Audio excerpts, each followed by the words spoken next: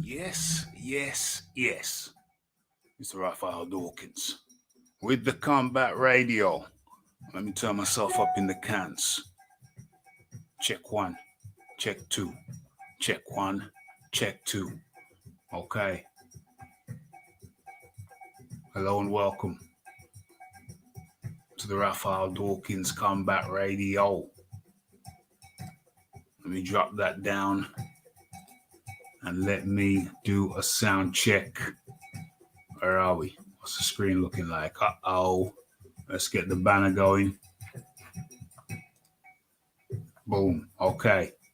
So we're talking about today. Talking about Joshua coming to America. We're asking the question, has Spence ducked Crawford? Because you know, Spence is now, his next fight is arranged at 154, up from 147. So he's fighting Thurman at junior middleweight, up from welterweight. What the hell's going on? Is that a duck? Is he ducking Crawford? Is that some... What was that cat? What was that cat? The medieval cat, known for his crafty ways and machinations. He wrote the book. He wrote a book of basically how to be sly at the very highest level. What the hell was that name? Machiavelli. Machiavellian machinations. Is that what's going on? Is that what's going on? And then we got the UFC star who well, can't really talk about that yet. Gotta let the show flow. Gotta let it float on. Float on. If his voice is croaky, he's not ready for them high notes. Let me take a sip of my drink before I check the sound levels.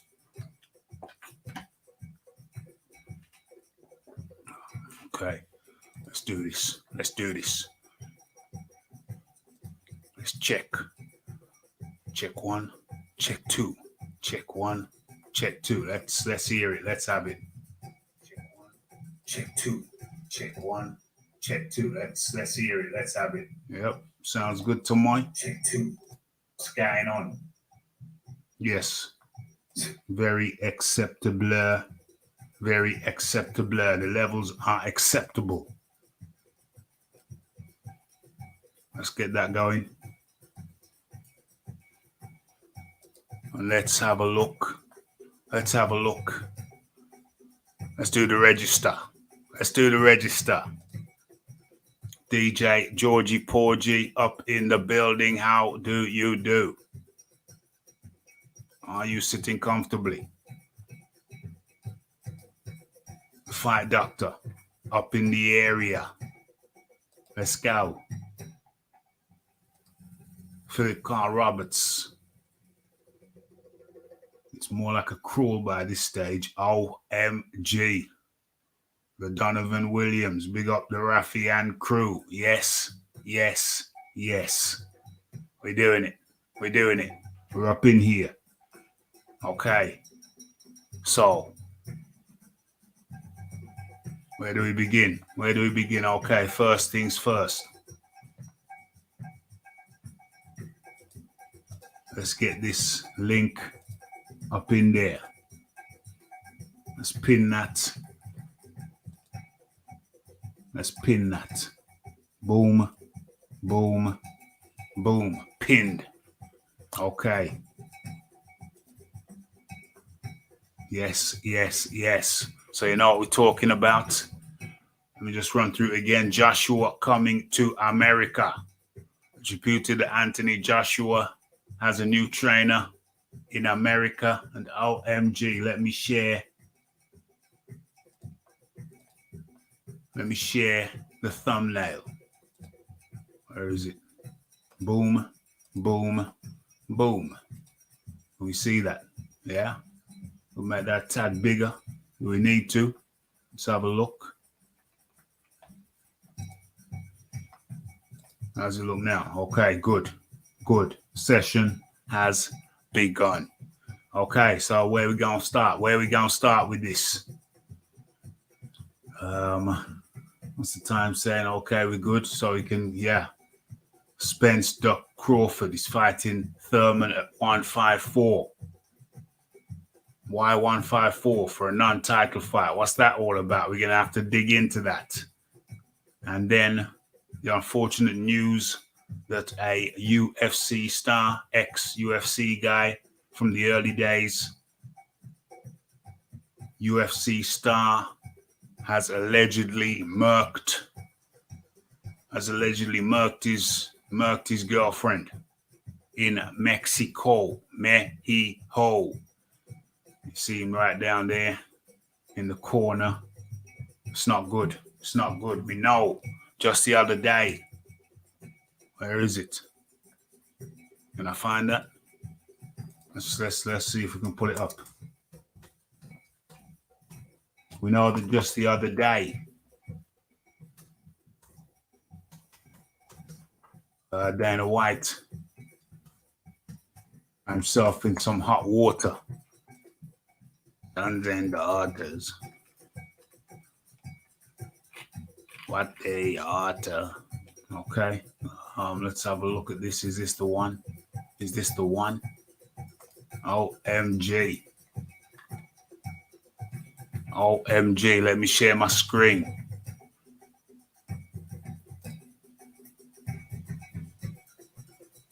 Wizard Sleeves up in the building. Okay. Where we at? Let's stop sharing that. Let's share this. We know that just the other day, talking about the UFC, it was just the other day when Dana White was caught in a compromising position in a violent altercation with his wife. So let's have a look at that.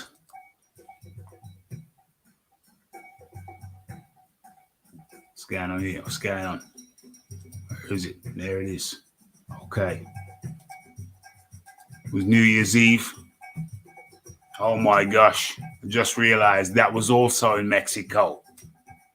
New Year's Eve. At the club. All up in the club. All up in the video. Dana White to his left and his lady wife to the right of the screen with the long hair. Okay. So it looks like he's restraining her. He's got her in a wrist lock. It's no laughing matter, folks.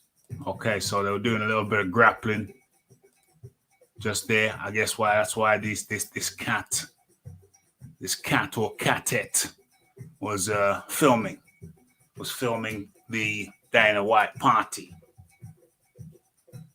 Up in the club.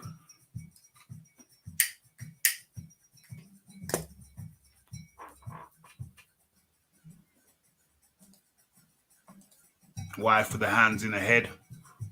Hands in the head, head in the hands. She turns around, maybe he said the wrong thing. He's trying to snap her out of it. She's got the right hand poised. Dana White on his steroids. Look at the girth of the arm. On the roids, allegedly. Oh. That was a swift right. Oh. Rocked him. Oh dear. And Dana White retaliates. OMG. OMG. This is for news, folks. This is for news purposes.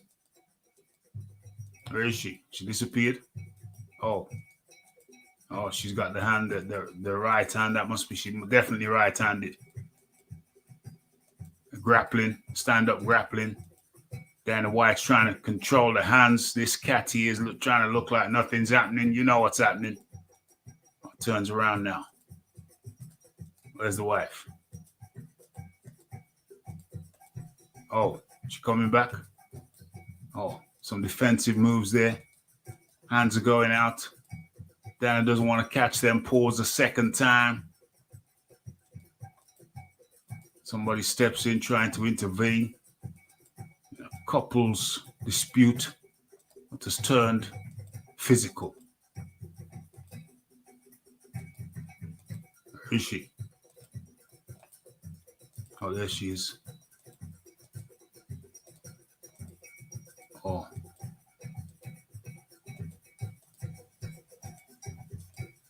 Some more push in there. Like he's trying to keep her at bay. Looks like she's got a hand on his head. Oh. She's got a hand on his shoulder now. Oh dear.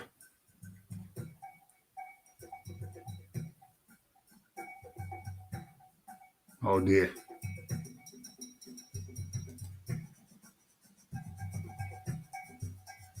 Dang. Viewed over 1 million times.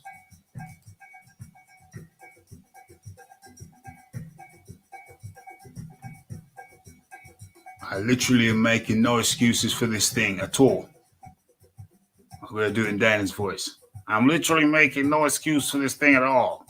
It's never happened before. It's the first time it's ever happened.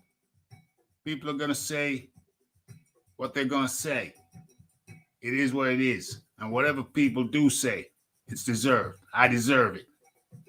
Dana White has been very vocal over the years in his rebuking of his fighters who have, put the hands on their lady wives, on their missus.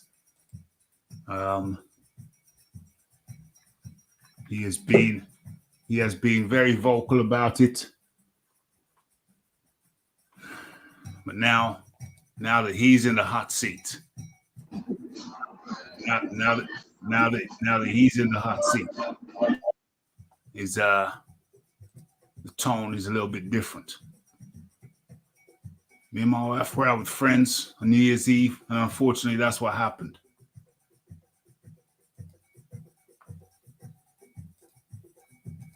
Other fighters have been in disputes. Chuck Liddell had a situation. Apparently, he was attacked by his wife also. Who's this cat? What's his name? Mike Perry. He's been an incident. Tiago. You hear me, Rafi? Yeah.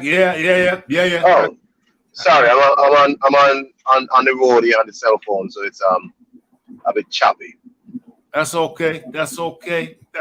We're just gonna go through this list of UFC cats who've been in altercations, and I'm gonna get right to you. Oh, okay. Do your thing. Okay. So who else we got? Thiago Alves. I can't remember what he did. This cat, I don't know who he is. And there are more. Public records done by the show found that per 100,000 US men, there was a domestic violence arrest rate of 360. I don't know what the percentage is. What's the percentage of that? I don't know what the percentage of that is.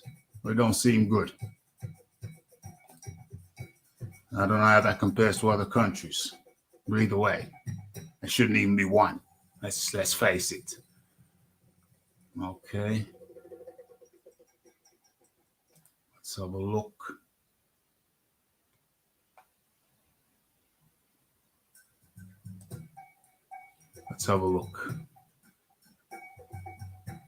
Okay.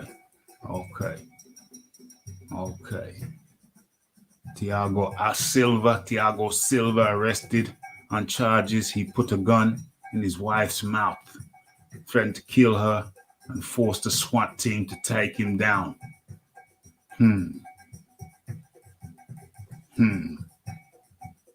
White falsely claimed the fighter had been acquitted after charges were dropped due to Silva's wife mysteriously disappearing. Oh my gosh, I hope she's been found since.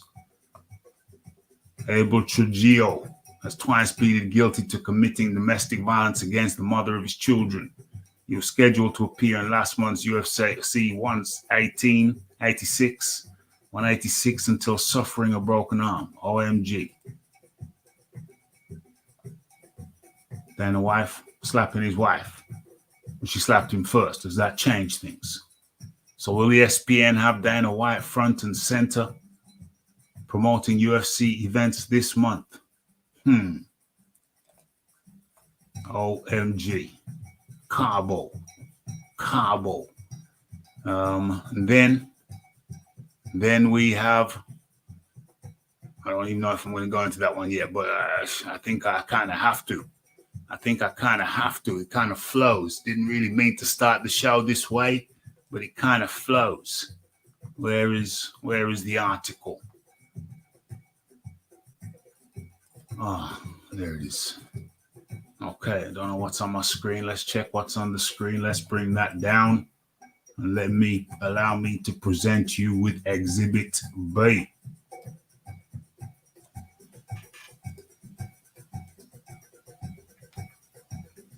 Dang, do I really want to use this particular site? It's a bit messy, but hopefully we can get through this. I'll do this swiftly. Okay, so pioneering UFC fighter is reportedly arrested for the alleged murder of his girlfriend in Mexico after the pair argued over her cheating on him. Former UFC star Philip Baroni reportedly arrested for the murder of his girlfriend. Reports allege that Baroni attacked his girlfriend after she admitted to cheating on him. Police say they found the woman dead inside the couple's hotel room on Sunday. OMG. Veteran UFC star Phil Baroni, aka the New York Badass, has got himself in one hell of a fix. Murdered his girlfriend. So it appears. That's the allegation. That's the charge. Phil Baroni. OMG.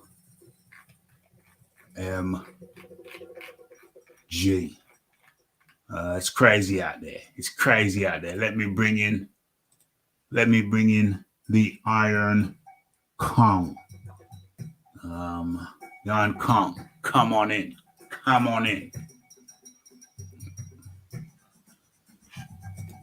Just here. Damn, I always like, yeah, the New York Badass. Hey, Rafi. That's no problem. Rafi. Yeah, I hear you. Oh, my bad, brother. You caught me on the backing up segment of my drive home, so you're hearing my beep beeps. Just 1 second. Please. No problem. Come in when you're ready. Come back in when you're ready. No rush. Damn, I always like Phil Baroni. Yeah, his girlfriend. Apparently, she was a native of Mexico. So he had a Mexican girlfriend. He's down there in Mexico, and he alleges that she admitted to him that she had what? How did I put it? She had cheated. He alleges that she had cheated, that she admitted to cheating. And he pushed her into the shower, unit, and apparently she allegedly, according to Philip Baroni, she cracked her head when he pushed her in the shower. Yes, Rafi, sorry about that, man. No, man, that's cool. Yeah, man. So you're going to a list of MMA people that has given their wife some 10-8s and 10-7 rounds? Yeah, You know, it doesn't seem that unusual with in the UFC, and it don't seem that unusual. Dana White put hands on his missus, but she slapped him first. I mean, you know, is that mitigation? I don't know. Something. Say that again.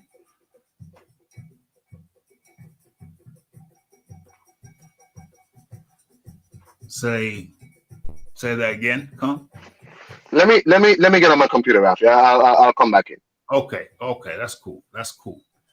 Hit that like button, hit that subscribe button, hit that share button. Cal L up in the building. How do you do? Yeah, I've been meaning to be it for a while. Just been the zone. Yeah, I've been meaning to do that for a while. The bronze plumber makes his return to the RDCR. I ain't seen the bronze plumber around this neck of the woods for a while. I ain't seen him nowhere. I hope you haven't been incarcerated at Her Majesty's pleasure, the bronze plumber. I hope you haven't been His Majesty's pleasure. I hope you're good. We missed you. OMG. Yeah, I should have been there a while ago myself. I don't know why I'm hesitating. What's going on? UFC mud wrestling without the mud, boring AF. Well, it can be to the untrained eye, but when you got some, I don't really watch it that much anymore, but originally, back in the day, yes, I was an avid UFC fan back in the day. Now it's a bunch of, I've been watching a lot of death row videos, and yeah, I only just found out that the killer of Tupac and the killer of what's his name? It's Biggie Smalls. Both of their killers have been identified. I did not know this. And I don't know, I've just been watching quite a lot of videos exposing the killers, the admissions. Both killers are dead, by the way. Why am I saying that for? I don't know. What's the connection? What's the connection to that with the UFC? I don't know if there is one, but there is this connection somewhere, however tenuous it may be. Oh yeah, I've been preoccupied with them videos. But anyway, I'm going to reveal the killers of Biggie and Tupac live here tonight on the RDCR. But getting back to this, yeah, it's very unfortunate these cats, I mean, putting hands on their ladies, but Phil Baroni, the New York badass, just had to go. He just had to go and take it too far. You know what I mean? And that's very unfortunate. Yeah, Phil Baroni is in a Mexico jail cell, charged with the murder of his Mexico native girlfriend, lady. So is there a correlation? Is there a link between fighters putting hands on their ladies? In this case, it's the UFC fighters we're talking about specifically. Is there a correlation with fighting and smacking the lady indoors? I have to say, for the record, the Raphael Dawkins does not condone such actions. You know, it's kind of weak. It's kind of weak. You should be able to deal with your lady on a mental level. You should be able to talk to her. You should be able to coach her in good ways. Help her ease her out, mentally ease her out of bad behavioral patterns. If she's aggressive, you should be able to have the brain power to be able to mentally guide her. You know what I'm saying? Supposed to be the man of the house. You're supposed to be sitting at the head of the table. You're supposed to be a wise man, capable of giving good advice.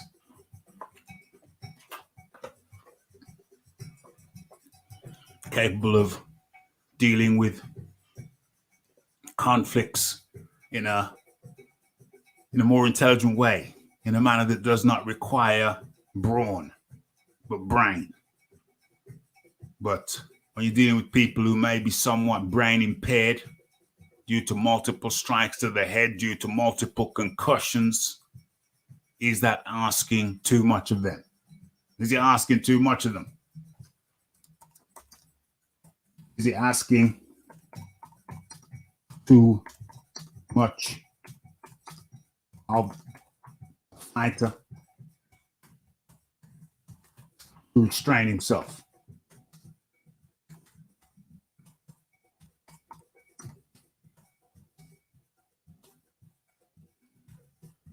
In domestic situations.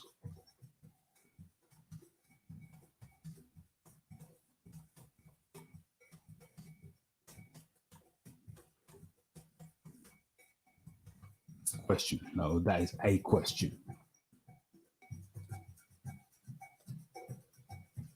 As a matter of fact, rat-tat-tat-tat.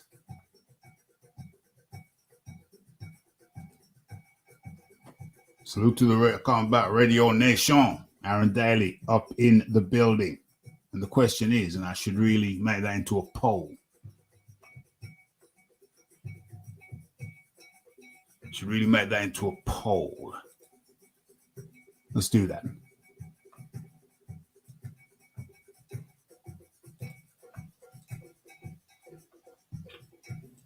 Hold on.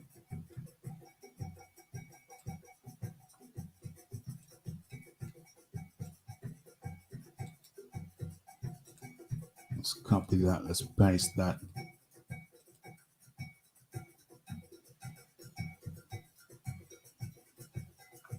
That's the community. Okay. Poll is up, and it reads: is he asking too much of a fighter to restrain himself in domestic situations? That's the question. No momento.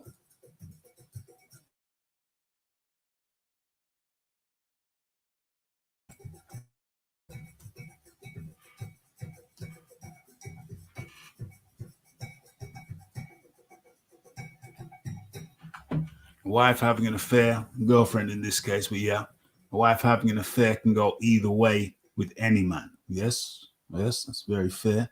Very fair. The most mild-mannered dude turns into a killer real quick when it comes to affairs. OMG. OMG, real talk. Well, it's been known. It's happened. It's happened. Phil Baroni was my favorite fighter growing up. Sad turn of events. Sad indeed. Oh, girlfriend, that does change things. It does. I think it does change things. I think it does alter the equation somewhat. Where's this banner here? I'll put this down a bit. How does it look now? Okay, not as good. Yeah, I think that's better. Let's just blow that up a tad, a fraction. All right, look now. Okay. Yes. Phil Baroni was one of my favorite fighters growing up. Sad turn of events indeed. So, where's the poll? What are people saying in the poll? Where are we? Is asking too much? Did people understand? Did people understand the question? OMG. Is he asking too much of a fighter to restrain himself in domestic situations? 75% of people said yes. It is asking too much of a fighter to restrain himself in domestic situations. Well, maybe he shouldn't have a domestic situation then. Are we saying the fighters can't be in domestic relationships without violence being a factor?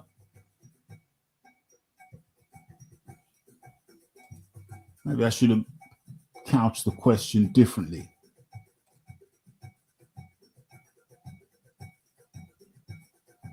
Is the poll suggesting equal rights, equal fights?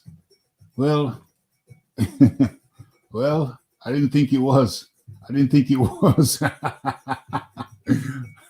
A bunch of killers in the chat. Dang. These cats up in the chat, they ain't taking no check. They ain't taking no check. I mean, maybe I should have couched the question differently. I don't know if people got it confused or misconstrued. But ultimately, I was saying, is it too much to ask a fighter to restrain himself from violence in a domestic situation, in a domestic conflict situation? That's really what I was asking. I don't know if the question confused some. I don't know, man. I don't know. But the question as written was, is it asking too much of a fighter to restrain himself in domestic situations? And currently, we got a bunch of killers up in here. 57% says yes, it is asking too much. I like to think that some people misread the question or misunderstood it or got it misconstrued. I'd like to think that, but hey, I mean, I'm asking for your opinion, so I appreciate them. Let's have a look. Bronze Plumber says, if you own a pit bull that is used for fighting, you should expect to get bitten once in a while. Same for dating a UFC dude. OMG. Hard talk. Not sure I condone dogs bouncing they're biting their owner's head off, bouncing their owner's head off a bathroom fitting, however. Not sure I condone dogs, but okay. Let's have a look. Brawny would be acquitted under the Combat Radio Nation jury of peers. OMG. Yeah, it looks like the RDCR killers haven't got much pity for a cheating wench. That's what it seems like to me. The RDCR, they don't take cheating lightly. I can understand that. I have a slightly different, I hold a slightly different position, which I shall share with you. All comments valued, all votes valued.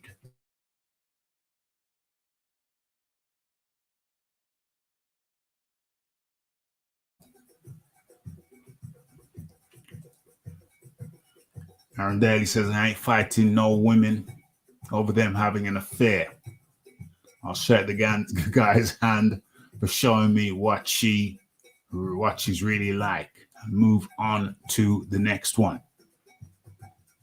On to the this room ain't joking. The room ain't joking. It's a no for me. What if she slaps you first?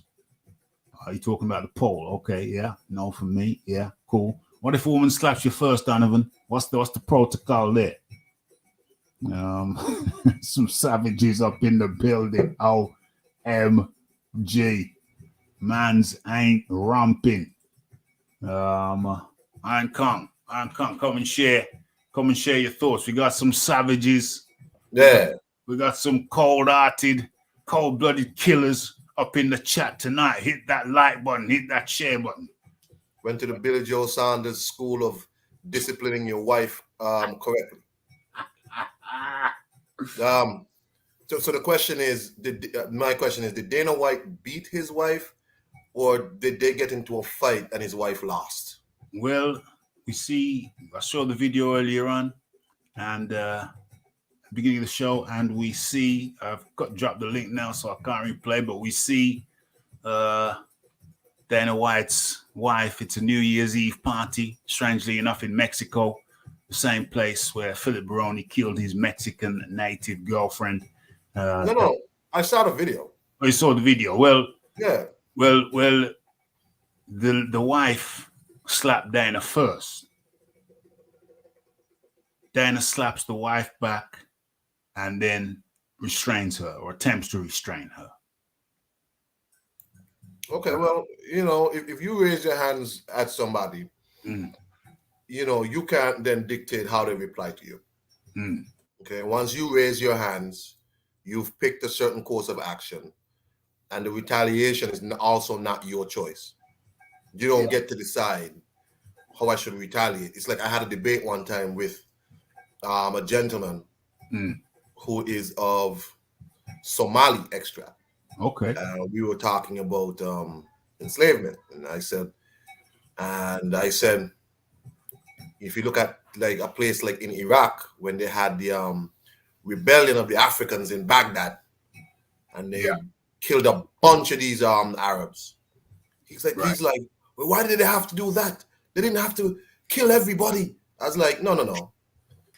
If you enslave me, you don't get to decide how I seek my freedom. You don't get to decide that. Okay? So when you raise your hands at somebody, you don't get to decide how they reply to you. I would not be beating up a woman. But if a woman assaults me, and I realize, okay, this is getting a bit much, like you really, really are trying to hurt me. I have to defend myself. But in situations where it's this woman who is clearly frantic and whatever, I would try and move from this person.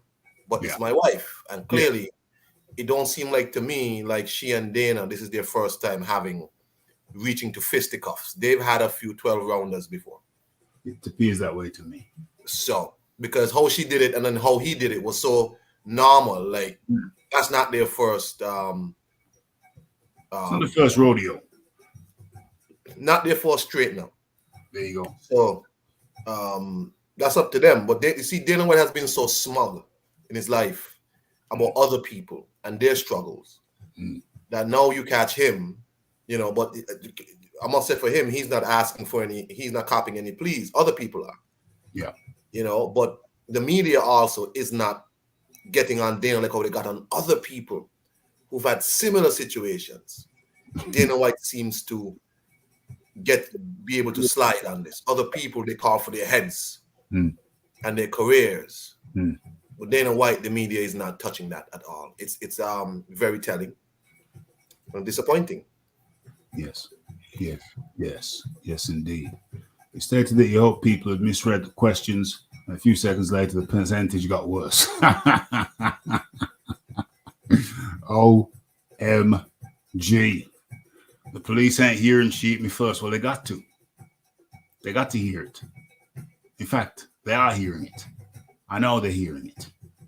A situation where a bouncer friend of mine was having to throw out a guy out of a eatery, actually, late night after the clubs. People are drunk, and this guy had to go, but he wasn't hearing it. So a bouncer friend of mine, security doorman, was working at this eatery. He was very sensible in his body language, so he indicated to the door because he knew he was on camera in the venue, and he knew there's a possibility if things turned south that the police would be around to investigate. He knew this guy might put in a charge and the police would be around to investigate, so he made sure he did his kind of silent movie stuff, pointing to the door and urging him to leave, and kind of not just verbally but physically, pointing to the door. I watched the whole thing go down, and the guy wasn't moving, so He had to try to get him up out of his seat and walk him to the door, but the guy just flopped to the ground. So he waits till the guy gets up, and then he pushes him. The guy flops to the ground again. Waits till the guy gets up, then he pushes him some more. Hard shove. Takes him a few feet each time. And he did that repeatedly until the guy was out of the venue. And then the guy was acting like he was going to come back in. You know, drinks make some people brave. So a security friend popped him one in the jaw. You know, hook, right hook. But it was measured. It wasn't a kill shot. It was measured. It was a more deterrent shot. Guy drops on the ground, gets up again, pops him again. Guy drops to the ground, gets up, pops him again. But each time he pops him, he pushes him back somewhat. So it's further away from the door. But he knows he's still on camera. Outside camera. And then when the guy finally had enough, standing some distance apart, the girlfriend of the fellow walks up to the security guy. And he pretends like he doesn't acknowledge her. And at the last minute, he takes half a step back with his back leg, puts his back leg back, and boom, left hook. Left hook for her, sends her reeling. Some people are in uproar. But it was deemed. Okay, the police come the next day, look at the tape. And when I asked him what was the outcome, he said, well, they said it was reasonable force and self-defense. Because apparently at some point during the melee, the girlfriend had pushed or put hands on the security guy. He says he doesn't have any memory of that. But it's kind of irrelevant because the police said, he didn't say that to them. He said that to me. But the police said they saw that she had assaulted him first, even though he don't remember that. So him popping her with a left to the jaw was deemed by the police to be self-defense. And also the guy coming back at him, that was also seen as reasonable force and self-defense. So legally, if the gal strikes you first, you can legally defend yourself. And that's from the police. My position is that if it's my wife or a girlfriend, I'm just gonna hold her, look her in the eye, say, don't do that again. No uncertain terms. You know what I mean? I'm gonna be holding her wrist tight just to make her recognize that was a very foolish act. Please do not repeat it. That'll be my position. If it was a girlfriend, if it was some random gal out there, some random gal decides she's just gonna slap me in the face. Yeah. I might give her a 2 for the 1. I might give her a 2 for 1. Buy 1, get 1 free. I might just give her a backhander, symbolic backhander. If it's just some random stray. You know what I mean? But it's a tricky situation. I might just say, don't do that again. That's still an option. It was a publicity promo for 285. I doubt that highly. They say all publicity is good publicity, but I'm not so sure. Dana White's been very vocal on the guys who have slapped their ladies, and rightly so. But now he's come around and done the same damn thing. Some cold-hearted cats up in here. Wizard Sleeve says, don't know Baroni, don't know his girlfriend, couldn't care less. I mean, I don't know if you need to know the people. I think if you put it closer to home, let's say it was a female relative. Let's say he was dating a female relative of yours, and he alleges that she cheated. And then, well, he says he pushed her in the shower, but the police report, the medical reports show bruises, multiple bruises, many bruises. So looks like she took a beating. If it was a relative of yours, perhaps that would change your point of view. Yep, if I so, then I so. Yeah, that's a true story, factual story that I told you. Where we at? Yeah, so Dana White is in a tricky position. Some duplicity going on with him and his position was previously taken, his previous stance on this matter. You know what I mean? We'll have to see how that develops. Will it develop? I don't know. Money talks. He's a big man on campus. We'll have to see. Is she going to press charges? I don't think anything's going to come of it in terms of charges. She's not going to press charges. He's not going to press charges. Will the cancel culture, is the cancel culture strong enough to take Dana White down? That's the question. Me personally, she hit him first. He responded. I don't think the crime has been committed. I'd like to think I'd done it differently. I would like to think that I'd have done it differently. I'm pretty sure I just gripped the woman's hand real tight, both of them. Look her in the eye, deeply in the eye, and say, "Don't do that again, my dear." And in comes the man like the well, actually, I'll let him introduce himself. Yo, Fight Doctor's in the house on Rick James status, as always. Good afternoon, evening, gentlemen. Good evening to you, Fight Doctor. PhD. Yes. Mr. Iron Kong, how you doing, sir? Yeah. Player hate to degree.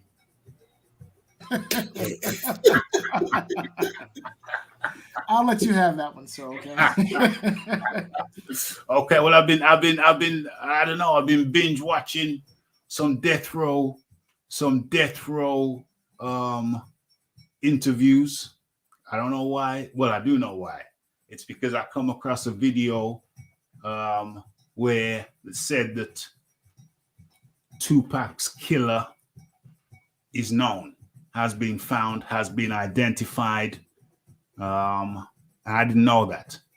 And then another video that said the company that said that Biggie Smalls' killer is known and has been identified to a satisfactory level. So both Tupac's killer and Biggie Smalls' killers have now been identified. Incidentally, both of them are subsequently deceased. But that's why I've been binge watching.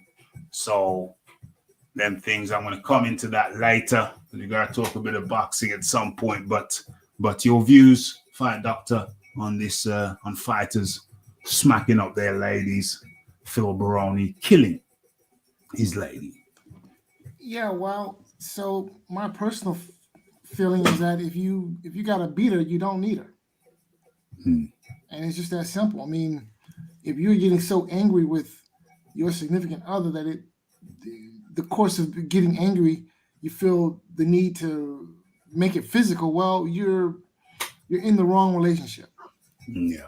You know, so either the problem is you, her, or both. Yeah. Either way, you know, getting physical with a woman, that's just the road to disaster. Yeah. You know? And as far as I'm concerned, there's never, ever, ever, unless your life depends on it. But outside a situation where you are in mortal danger, there is never, ever, ever a reason to put your hands on a woman. Ever. All right. You should be able to outthink her. Yes. Right. And it seems to me that if you feel the need to put your hands on her, that means because she's outthinking you, which is a problem. Yeah. I man should be the head of the table. He should be mentally equipped to diffuse those situations. And if he's got a hot wire, if he has got a mad chick, then he chose her, and he has to deal. He has to be a coach. You're gonna have to be the coach. You're gonna have to coach her to understand right from wrong, because obviously she don't know that. If she's raising hands and she don't know right from wrong, she hasn't been coached. She hasn't been taught properly. So the man is the head of the table, and at times he has to be the teacher. He has to be mentally equipped to be the teacher, to be the coach. Yeah. You know how some people learn things? Again, their ass cut. So the problem is, right? A lot of these people who like raising their hands, especially women, they like raising their hands because they always get away with it. Yeah. And they usually stop and they realize, oh, as you say, they probably didn't have nobody older around them to tell them, you know, if you want to fight a man, then, you know, you got to deal with that. Yeah. You can't raise your hand at somebody and not expect you can't control how they react to you. Right. You can't. So if you decide you're gonna raise your hand to somebody, like fight doctors, some people might, you know, walk away from that. You say you tell, hey, don't do that again. I might do that. You know what I'm saying? But some if you decide you want to get into a fight with a man, yeah. Like here at Carnival, Rafi, I see men get hit all the time. Women getting the drinks, and you know, for some reason, when they get the drinks, they get real rowdy and they want to raise their hands. And I see men walk away all the time. Yeah. I rarely see men hit women. Yeah. But but when it does happen, I know older women who also say the one place you don't want to strike a man is in public. Yeah. Because you're asking him to put aside his pride. Yeah. If you strike him home, you'll probably get away with it. Yes. But when you strike somebody in public, in a very public place, especially if it's an argument and you're getting loud and you draw out attention to yourself, and now you want to cap it off with a good old-fashioned gone with the wind slap. Name. You want to cap it off, you want to be the star of the show, and you raise your hand at the man after you verbally assaulted him. You're going to have a problem because you are now asking him to put his pride aside, and not everybody going to be willing to do that. And that's the way some people learn, right? When it don't go the way they want it to go. For real. So I caution people, please keep your hand to your side. Yes. That's what my parents tell me when I went to school. Keep your hand to yourself, keep your hand to your side. Yes. You understand? Yes.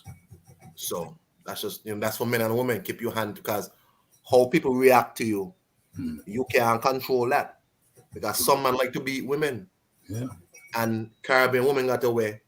When you bang them, or people tell you they wait till you go and sleep, hot up some water and throw the water on you. Oh, God. Hot up oil and so them things. That happened before. Have you hear when you hear these older women talk? Yeah. Cause the man them then used to feel that they could have bang up the woman them. The woman them used to hot like oil and so. That's what happened to Al Green. It was like grits or something. Yeah. Right. So they wait till you got that them is things what they used to, because they can't beat you. So what they would wait till you go and sleep, think everything good. And bark some hot water on you. Jeez. So you gotta be careful, keep your hand them to yourself. That is my instruction to men and women. 100%. 100%.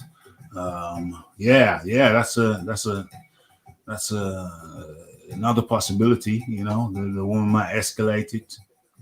So that's why you got to coach him. You got to make sure, first of all, you haven't picked a mad one. Personally, my own personal experience, when I've said, don't do it again, they understand. They seem to understand. It seems to have some resonance. It seems to resonate. So a lot of guys I've seen having certain problems with girls. I've rarely had those problems. One, because of the selection process, and two, because they believed me when I've said don't do that again. They believed me. They found me convincing. You know what I'm saying? So I missed out on certain problems that I've seen a lot of other cats have. Because you know I'm the head of the table. You know what I'm saying? I know how to talk to a lady. You have to know how to talk to them, and you have to be believable. You know what I'm saying? You have to do that. If you can't do those things, then you may have a problem that you don't want. Okay, so we've gone into that deeply. I want to talk about that. We've done it. Let's switch into the boxing. Hey, Rafi, let me slide off and come back now. Yeah, man. Cool. But let's get into that. Was the Iron Kong 126. Hopefully coming back. But let's get into the boxing. Let me drop that down. Let me get that out of here. Oh, what was said here? Death Row was a special label and achieved great things in music. It was a pioneering label ahead of the curve in the production techniques, but this never gets discussed. It's always the sensationalism. Yeah, but well, I mean, the reason why the sensationalism comes into it is because of Suge Knight. You know, Suge Knight wanted to be the star of the show. It seems to me, and he was the, and he started off wrong. You know, because you got Harry O. Harry O was a financial backer. Harry O was a financial backer of the thing, and one of the first things that Suge Knight did, Suge Knight, Harry O. Suge Knight, Harry O. There's the images. Okay, so there you go. Okay, let's pull this up.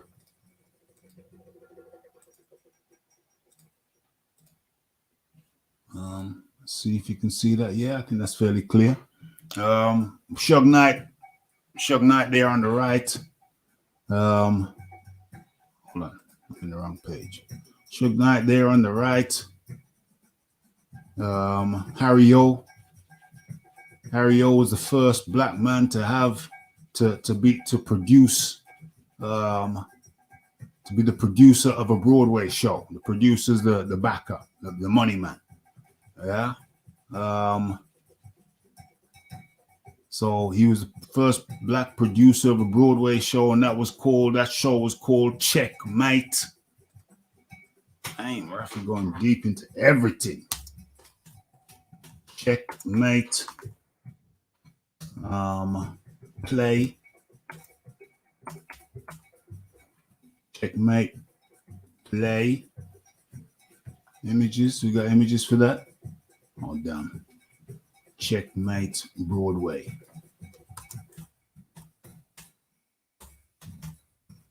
Play. See if we can get the. Okay. Checkmate. Where is it? Oh, there it is. We'll bring up the image. Let me just share this. Okay, let me stop sharing that for a second and let me share this for a second. So, Checkmate, Broadway play. Should be seeing it now. Starred. Where is he? Where is he? Oh, there he is. Starred Denzel Washington. And Harry O was the producer of that. Where did Harry O get his money from? Well, he was a businessman back in LA. What was it, the 70s? Was it the 80s? Was it the 80s? I think it was the 80s. And yeah, so he had some money to invest. And he was perhaps one of the first investors in Death Row. Harry O, you will see there to the left. His wife in the middle, Lydia Harris. So he invested 1.5 million, and the company was going to be called Godfather Entertainment. And he hooked up Suge Knight with his lawyer. Well, lawyer and Suge Knight came up with an ingenious scheme. They were saying Godfather Entertainment, that was a non-starter. They're not dealing with that. They're dealing with Death Row. That's cooked up between Suge Knight and Harry O's lawyer, who he suggested, who he linked up. So they betrayed him, and the philosophy being, well, this is Death Row. This is Death Row now. You ain't got nothing to do with Godfather Entertainment. This is Death Row.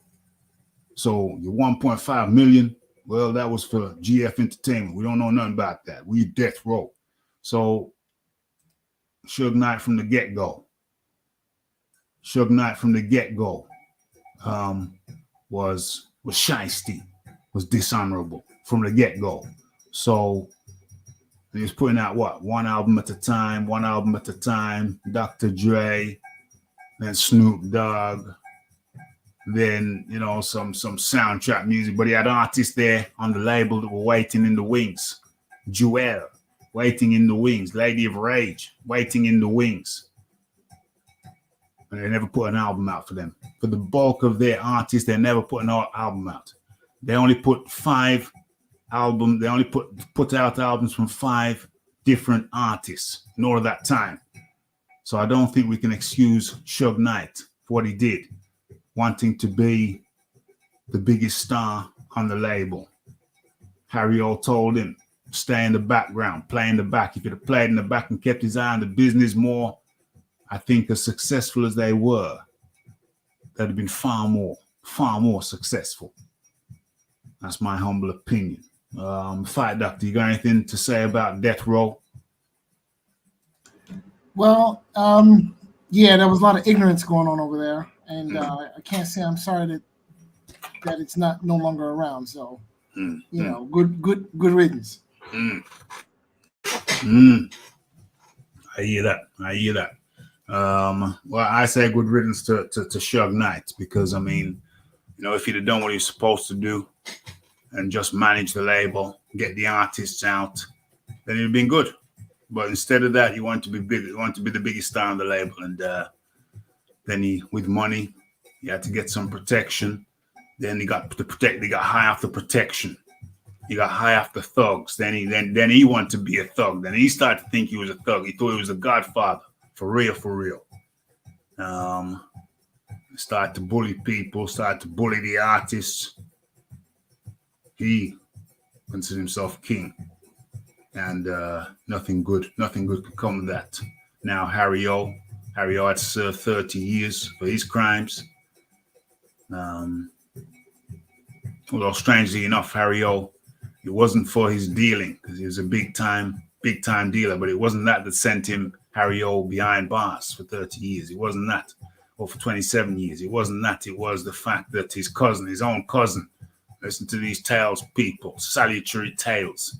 His own cousin kind of broke into his Harry O's mom's house, tied her up, and was looking for the money. So Harry O got together a squad, went out, kidnapped the cousin, drove him out into the desert, and put 5 hot slugs in him. 5 hot slugs, some of them going to the head, and left him for dead in the Nevada desert. Little did they know that he was still alive. The cousin was still alive and crawled to the road. Car stopped, helped him in, and he lived to tell the tale.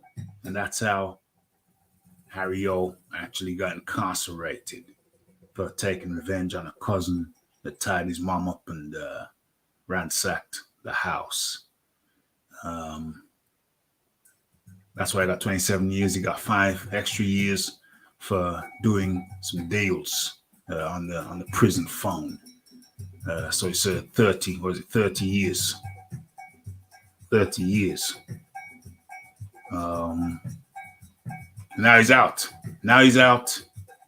Lived to tell the tale, and obviously some of his businesses were legit, so he's still a rich man.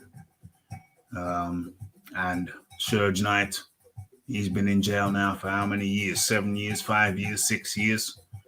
He's got quite a bit to go. So how the mighty have fallen. Got some power, and he misused it terribly. Then should not have hit her. He should have put her over his shoulder, over his knee, and spanked her in public. Yes, it always helps the teaching process. Yes, he should have spanked her bare behind. Should have in public. Yes, that's a good punishment. I agree with that. Is it worse to be slapped or spat at? I think spitting is worse.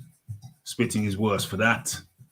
That deserves a 5-knuckle sandwich. 5-knuckle sandwich, mandatory.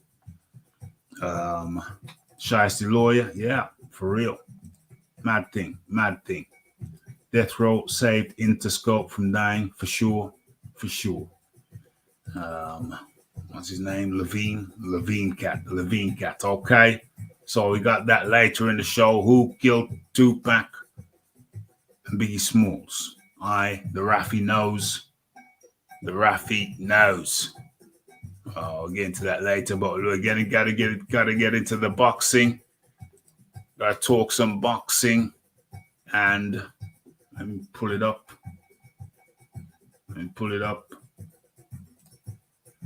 Okay, let's share it.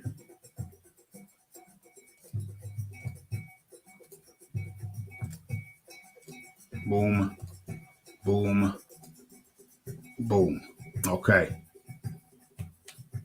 So, Errol Spence, Terence Crawford say goodbye to a super fight. OMG. So, Terence, what's this? I don't want to read that. I don't want to read that at all. I just want to get into the meat and potatoes of the thing. Okay, there it is.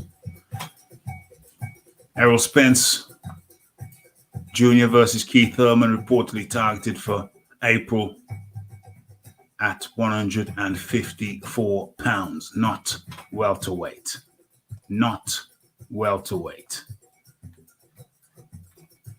Errol Spence Jr. has vowed he'd never fight. Yeah, we know that. Mike Coppinger reports that the pair are finalizing a deal to meet in April at 154 pounds. As per Coppinger, the WBA Gilberto Mendoza granted Spence a special permit to venture upwards with the caveat that he must either come to terms with Terence Crawford within 60 days of the fight or take on the winner of Staniosis versus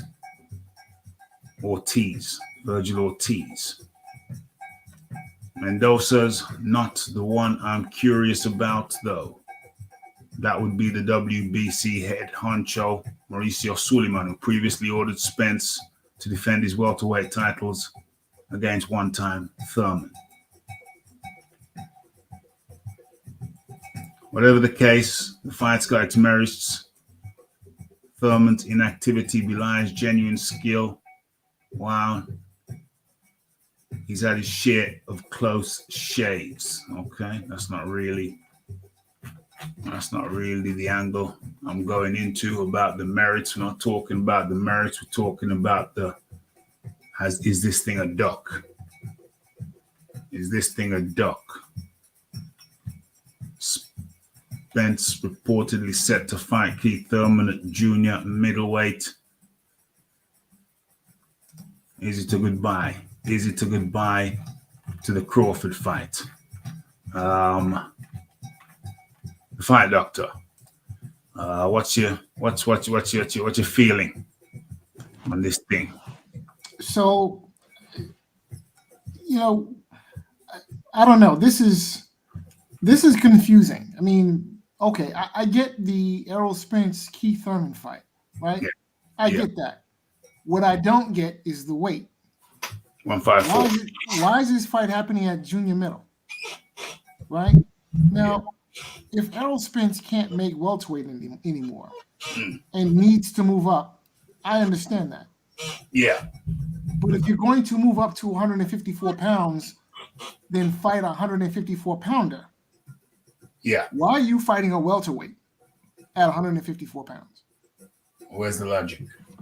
This fight makes sense at 147 pounds. If you're not going to fight Terrence Crawford, Yeah.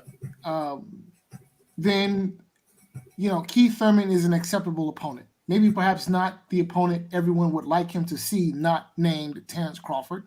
Yeah. Maybe perhaps he should be fighting Ennis or Ortiz, but there's an argument to be made for Keith Thurman at 147. Yeah. But this boggles the mind. I mean, what this fight is absolutely positively meaningless, pointless, makes no sense at junior middle. I mean, why? I don't get it. What? Okay, what is the point? This is just stupid, and it reeks of a duck. It actually reeks of a lot of things. Okay, to be completely honest, but it reeks of a duck. I mean, you don't want to fight Ennis, right? Yeah. You don't want to fight Ortiz. Again, like I said, I can understand moving up to 47. I mean, if you can't make the weight anymore, Yeah. then you just can't make the weight. There's no shame in moving up. Right. There's no shame. Yeah. The shame is when you move up to a new weight class and you fight a guy from your old weight class. That's a problem. It's crazy. So honestly, I'm at the point now where I'm thinking it's time to write off Spence. The man has cash out fight, waiting for cash out fight written all over him, in my opinion. Yeah. I'm thinking that they are maneuvering him for the big cash out fight, probably against Canelo. And that will be that. But he needs a belt though to fight Canelo. Well, I mean, does he really? Yeah. I don't think so. I mean, I don't think Alvarez is really interested in fighting guys who have belts. I think Alvarez is interested in fighting guys who are not likely to beat him. I mean, he's fighting Rydell Booker in the spring. Right. So, I mean, that should tell you something right there. That's coming off injury though. He's fighting Bivol after that. Yeah, okay, but yeah, that remains to be seen. I would be very surprised if he takes the Bivol rematch, and I suspect we won't be seeing that fight anytime soon. He'd be smart. I mean, no, I don't. Yeah, Alvarez is a joke. The most protected fighter in boxing, with Errol Spence bringing up, coming in as a close second, in my opinion. I mean, this Spence situation is getting ridiculous. It is. Fight somebody, okay? Dude, who have you fought? Errol Spence. Who is the guy fought? Honestly, I'm speaking as a fan of Errol Spence. Yeah. But the reality is this. Who have you fought? Who have you beaten? Yeah. Crickets. And this guy is in his 30s now. Yeah. And has beaten absolutely no fucking body. Excuse my French. Right? And is about to fight a top welterweight at 154 pounds, which in the grand scheme of things means nothing. So you're in your 30s. You basically have done nothing noteworthy in your career. And what do? In your next fight? You fight a guy who has done nothing in your new weight class. Yeah. To prove what? Yeah. What's he proving? What the hell is he proving? I mean, is this a tune-up? It shouldn't be a tune-up. Right. What's the point? I just don't get it. What's the point? What are you doing? Yeah. What is the point? You should be calling out Spence. I'm sorry. Errol Spence should be calling out Terrence Crawford and his mama. If Crawford retires tomorrow, guess what? He goes to the Hall of Fame. Dude, if you retire, where are you going? Mm. Where are you going? Mm. I can tell you right now, where you going in your next fight? Nowhere. Nowhere. Because nobody cares. Yeah. Yeah.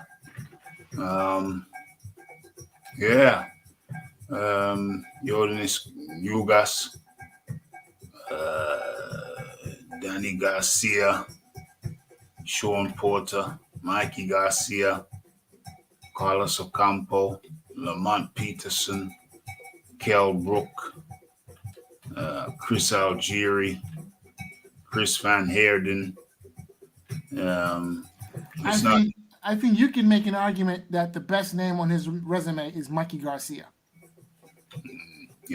could a make guy who was unproven at welterweight and who remains to this day unproven at welterweight. could make that argument. Sean Porter gave him a hell of a fight. That was 50-50 fight to me.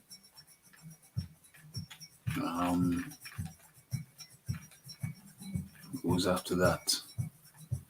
He beat Jordanis Ugas handily. TKO. Danny Garcia was his comeback fight after the accident. Yeah, it's very unfortunate. Missed out on the Pacquiao fight, even though that was Pacquiao's last fight before his retirement, so he's definitely on the back nine. And he steadfastly, in my humble opinion, avoided Terence Crawford. And that's a shame. Because it looks like he continues to avoid Terence Crawford. That's a shame. Yeah, so it looks to me like the people who are managing his career are avoiding the big risks. Yeah. Okay. And it's like cash out. Yeah, and I'm thinking that they are really putting this guy in a position to get the Canelo fight. Well, and if he loses to Bud Crawford, well, Crawford upsets the Canelo apple cart because then that fight goes away, probably forever. So it seems to me that you just let this guy keep fighting his B+ level opposition until he gets the big money fight. Yeah, it's unfortunate.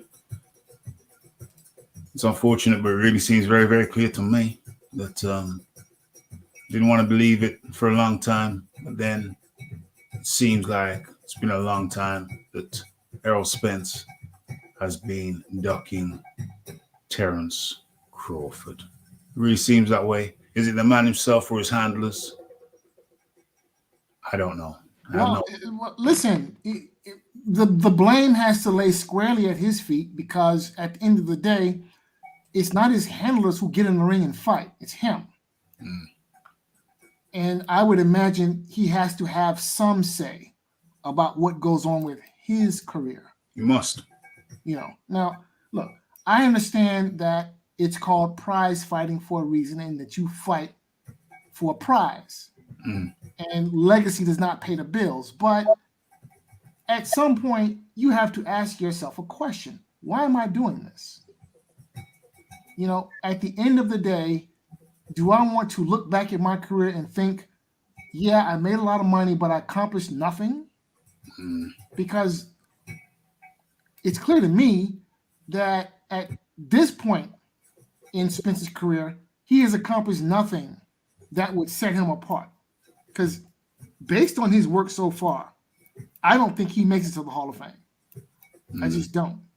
Neither do I. Maybe he gets in.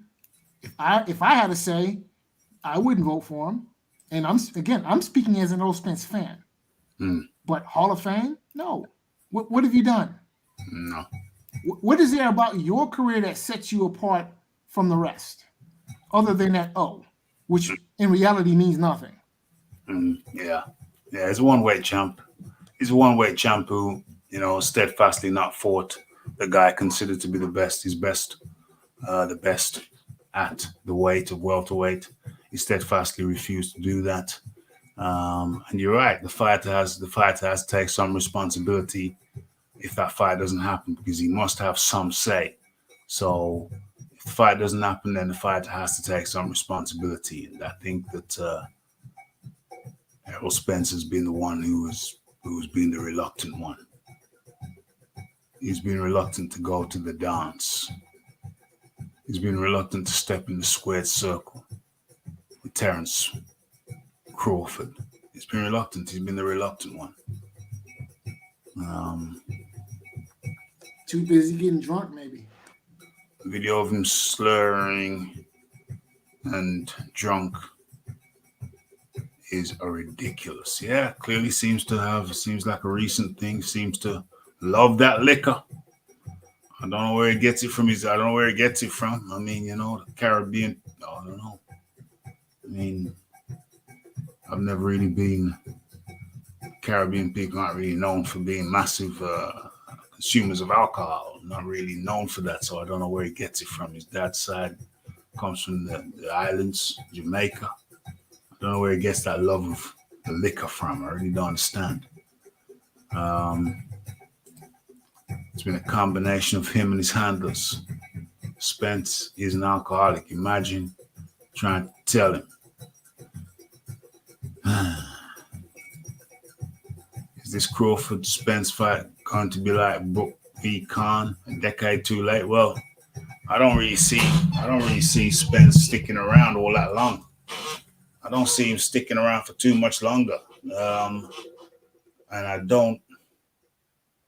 can't visualize him fighting Terence Spence. I can't visualize it now. Now he's way topping. Now he's going up to 154. What's going to happen? He's going to fight at 154 and then come back down? This is messy. It's stupid. That's what it is. It's just stupid. I'm scratching my head. Like, just what is the point of this fight? What is the point of it? It doesn't advance your career. No. The only thing it does is advances your bank account. It does that, yes, because you're going to make good money fighting a name opponent. But it does nothing in terms of your standing. It does nothing in terms of your legacy. Because, you beat Keith Thurman, but you beat him at 154 pounds. Has Thurman ever competed at? I don't even think Thurman has even fought at 154 before. I don't think so. Yeah. So it's meaningless. The fight means absolutely positively nothing. Nothing. I'm over here scratching my head like, just, what in the hell?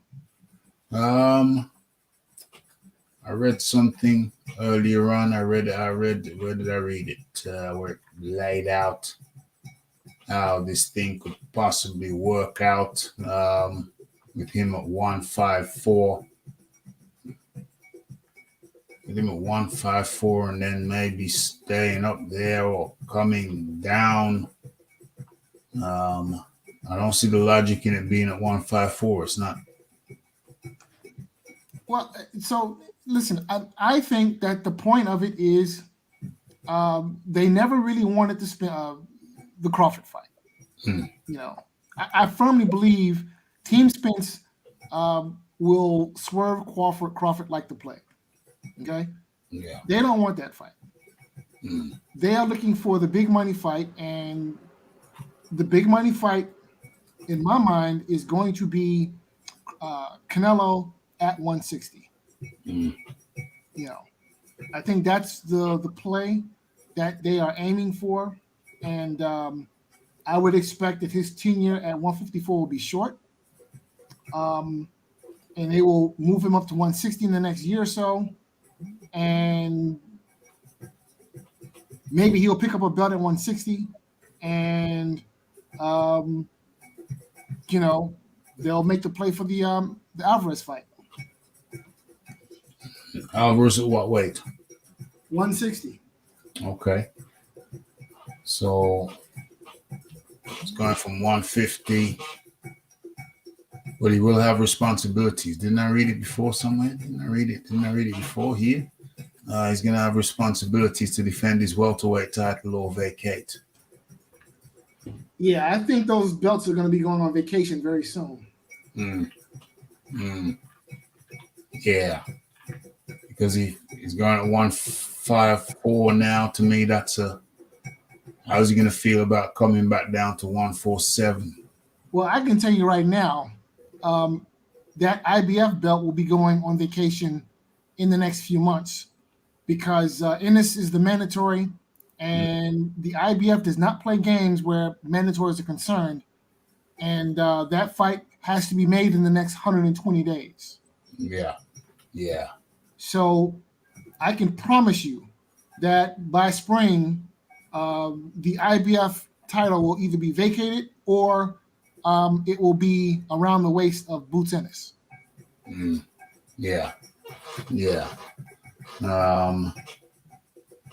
He was intoxicated at the Crawford fight. I forget the opponent, but Spence looked sozzled. Yeah, I've seen him look sozzled before. The Avanesian fight. No, I don't think. Was he at the Avanesian fight? I don't think Spence was at the Avanesian fight. No, this was a couple of years back. This was a couple of years back when he was sozzled at I believe it was a Crawford fight. Can't remember what fight it was though. Yeah, it's crazy. I can't see him going back down to 147. This whole thing, Errol Spence going up to 154 and Kong to fight Keith one-time Thurman. It's crazy, yo. It's crazy. Yeah. This is a nothing fight. I'm not understanding why. I know Keith had his deal with the WBC that if he gave up his belt, so Spence can fight for it, he would get his first shot back. So he got it apparently. But the problem is he's not getting a title shot. Yeah. He's fighting at 154, and Keith Thurman better be very well compensated because he turned down an opportunity to fight Terence Crawford for the WBO championship belt. I know he's been asked by, I guess, his handlers to go to 154 to fight Errol Spence for no title. Yeah. So the compensation better be worth it, but I highly doubt it. Are they going to put this on pay-per-view? Yes. Because so far the reactions have been very negative. Yeah. So this ain't going to be no pay-per-view blockbuster. No. You understand? So I'm not sure what this fight is for exactly. Errol Spence and these people been playing games with Terence Crawford, in my opinion. It's always some game. It's always some. I saw someone on social media say Terence Crawford seemed like he was more interested in proving Errol Spence ain't a boss. And I told the person, Errol Spence did that by himself. Yeah. He didn't need no help to prove that he's not his own boss. All this nonsense about not getting a guarantee and all, everybody else gets guarantees. Mikey Garcia gets guarantees. Everybody gets guarantees except Terence Crawford. Yeah. So you've made the contract so unpalatable that the fight can't happen. Yeah. Either way, you want to do the fight in 2023 anyway. That's what your people said. So it's okay. He took a fight in December for a lot of money, for a good homecoming fight to keep himself active. Yeah. You still have a problem with that. It's 2023 now. This fight should be the only thing on the docket. Sure. No, he goes to 154. He has a problem, Rafi. Yeah. Virgil and Stanionis will fight. Boots is not mandatory. So are you telling me Errol Spence will fight what? 4 times this year?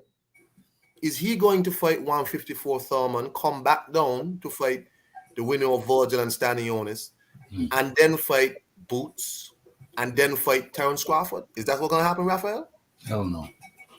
Fight Doctor. Is that what's going to happen? Not at all. Nope.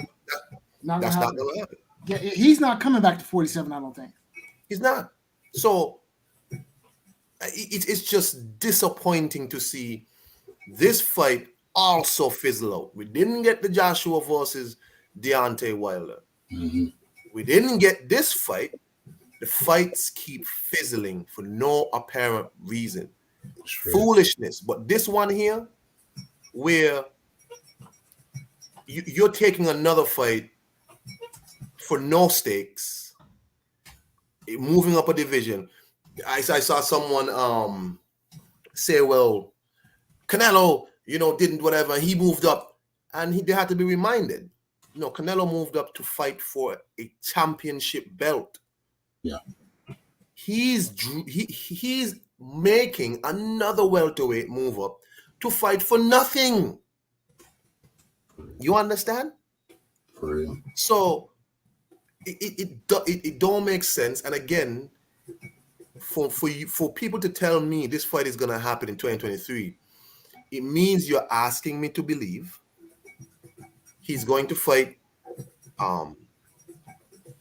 Thurman at 154, come back to 147 to fight the winner of Stanionis and Virgil, Ennis, and then fight Terence Crawford. Ain't nothing. It just can't happen, Raphael. Ain't nothing. It can't happen, fight doctor. This is a nothing fight, and people should reject this fight. Yes. If it indeed gets made, people should reject this fight. They should reject it. And Keith Thurman, I don't know. I don't know what's his issue. As I said, he turned down Terence Crawford. Act like he don't know who Boots is. To be forced by Errol Spence to go up to 154 to fight for nothing. Come on, man. Anyway, whatever. It's crazy, yo. It's crazy, yo. It will be pay-per-view. I think the American market, I think your PBC market for sure, they're going to support it. One time Thurman still has, I believe, a remnants. So there's still some remnants of his fan base. I can't remember what who did he fight? He fought Pacquiao. Pacquiao was last time he fought. I can't remember mind you can't deduce much from the pay-per-view for that because it's Pacquiao. But I think it was underwhelming, if memory serves me right. So how well will this do? I think Keith Thurman still got some remnants of a fan base, still has some remnants of name recognition. So I don't think it's going to be a worse pay-per-view turnout. I think they'll make a couple of pennies off it. I think they're going to make a couple of pennies off it. It ain't going to be no blockbuster. But I think Keith Thurman still has enough of a name. They're going to pick up a few mil a piece, but I think that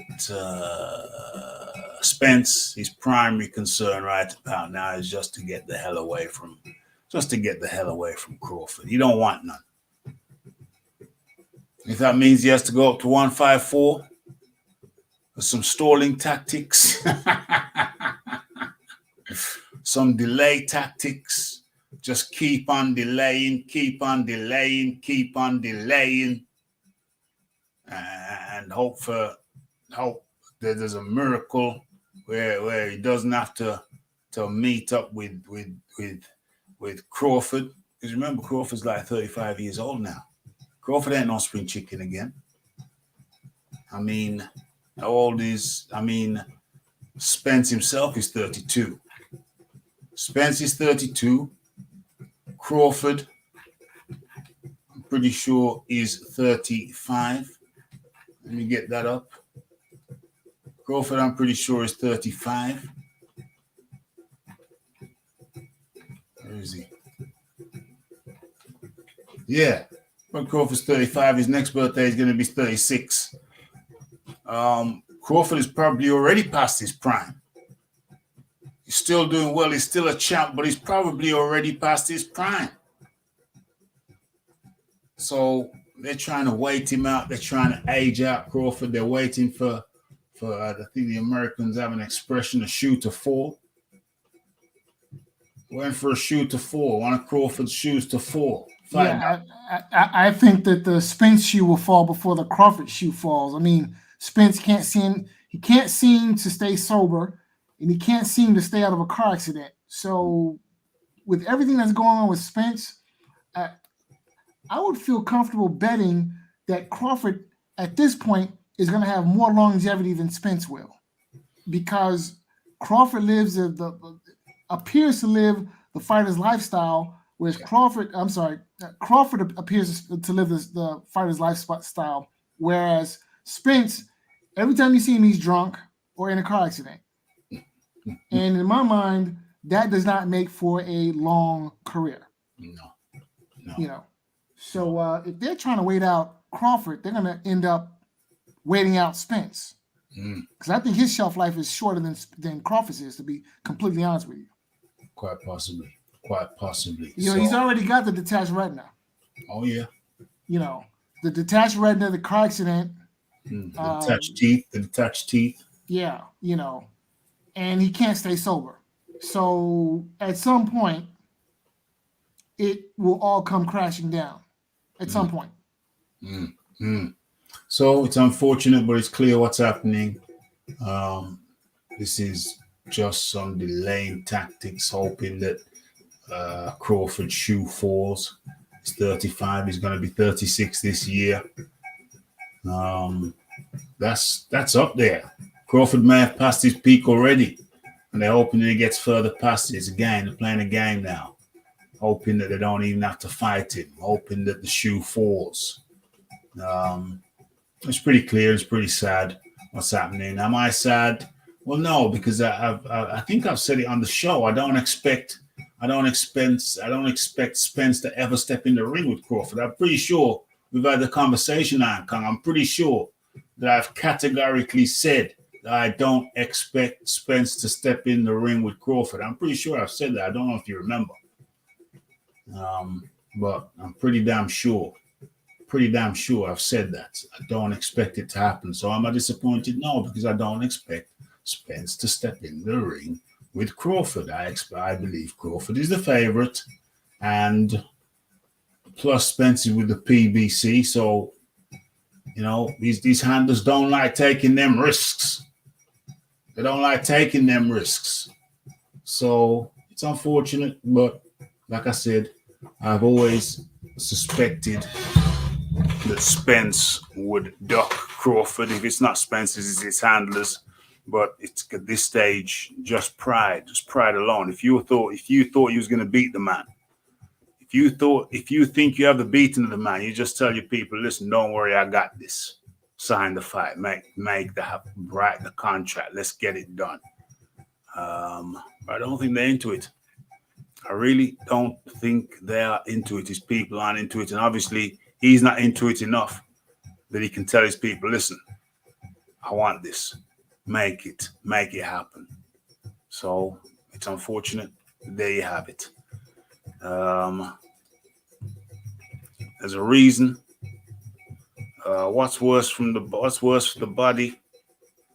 Cocaine or alcohol? Well, in excess, both of them are going to mess you up. I don't know if one is worse than the other in excess. In excess, you got a problem either way. Even the low levels, maybe cocaine might be worse because that habit can get out of hand quickly, and that's a more expensive habit, so you can get some lifestyle problems from that. You can run out of money quicker with cocaine than you can with alcohol. You run out of money, now it's affecting your training. Now it's affecting your living, your standard of living. So I think overall cocaine is the worst in general, but in excess because it's more expensive. I think cocaine might be worse because it's more expensive. Only because it's more expensive. But physically on the body, which pertains to your question, I think they're both bad. Both real bad. It'd be hard to separate. Both real bad. Good question though. Cocaine might finish you quicker than alcohol though. Yeah. So I'd edge cocaine. Say which one's worse? I'd edge cocaine. I'd edge it because it could be a steeper drop, faster and steeper drop potentially. Okay. Mr. Crawford Avanesian fight. It's a very good performance from Bud. Very, very technical, very clinical. Remember his gloves bust, so there's a controversy around that. There's a reason we don't see PBC going for Legacy. It's called Heyman. That's true. That's true. It don't fit his business model. Legacy is not included in his business model. Just keep the belts. Stay away from the dangerous guys. Not allowed to cross the street. Yeah, boom. There you go. Not allowed to cross the street. Still have visuals of when Pac-Man laid it on Thurman and his face was in shock. Keith, overtime, Thurman, detached retina. Sad state of affairs. Spence was saved in that accident. It's not often people get a second chance, for real. For real. Yeah, it don't look good. I'm not expecting to see Spence v Crawford at any time. Not expecting it. Not expecting it to happen. Not expecting it to go down. Okay. So let us move on. Fight Doctor, do you see the Tank Davis versus Garcia fight? Yes, I did see it. Talk to me. Well, I feel sorry for anyone who shelled out $75. Oh Lord. Did You know, oh hell no, hell to the NO. Okay, no. I mean, when Davis fights somebody, I want to see him fight, then maybe. But listen, these pay-per-view showcase fights, which is what Saturday was. Yeah. No, I'm sorry, but I work too hard. Okay, to just give my money away. You know, I mean, look, pay-per-view is ruining the sport because you know, every time one of these quote-unquote marquee fighters wants to get in the ring with Joe Blow, and then they demand that we come out of pocket to watch what is essentially a glorified sparring session, you know, to the tune of $75. Well, that's that you know, yeah. My mother didn't raise no fool, so yeah. That's crazy. Miss me. You can miss me with that. Okay? That's crazy. Apparently there was a big turnout. What, some 15,000 fans turned out to see him? Yeah, well, listen, there's no argument that he's a draw. You know, there's no denying that. You might even make the case that he's the face of American boxing. Yeah. You know, but again, $75. Yeah. Yeah, no. Sorry, Rafi. I had to take a phone call. My bad. That's no problem at all. Where are you gentlemen now? Sorry about that. That's no problem. We're at the Tank Davis versus Garcia fight. And him selling out, and Tank Davis could possibly be the face of American boxing. Sold 15,000 tickets. And I think he also broke a record in terms of the gate. That's what I'm thinking. Yeah. Would that be because Canelo is not American? Yeah. Okay. Yeah. Okay. Okay. Well, sure. Yeah. Tank Davis versus Garcia. Tickets, seats. Let's have a look. What we got? Surefire hit at the box office. Let's have a look. Damn it. So I want to say it was a $5.5 million gate. Okay. So the man puts butts in seats. Yeah. I think that. Damn it, I have to I'm just hoping that his seat isn't put in the slink, in the slammer. his seat in the slammer. That is a fight. hey, that's Play. funny, but that's not no joke. That's really, he gotta really chill. Like he gotta. Rafi, we had this conversation. He got. I mean, he got to find himself a better situation in his life, his personal life, his domestic life, because he doesn't appear to make great decisions. For real. And you know, he's in a position in his life where he could do a lot for himself professionally, but that money could go away quite quick in legal fees. Very quick. Very quick. Legal fees ain't no joke. Looking see if I get any information on the seats. Let me have a quick look over there. What is that? Is that it? Okay, yeah, found something. Let's pull this up. Boom. Boom. Boom. Okay. Tank. Celebrating.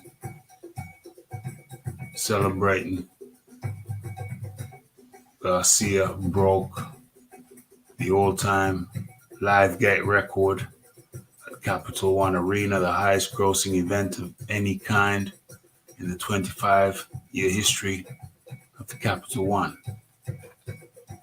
Okay. Capital One Arena. Premier Boxing broke the all-time gate at the Capital One Arena after earning $5 million in ticket revenue on Saturday. The sold-out venue saw headline Gervonta Davis take care of Garcia.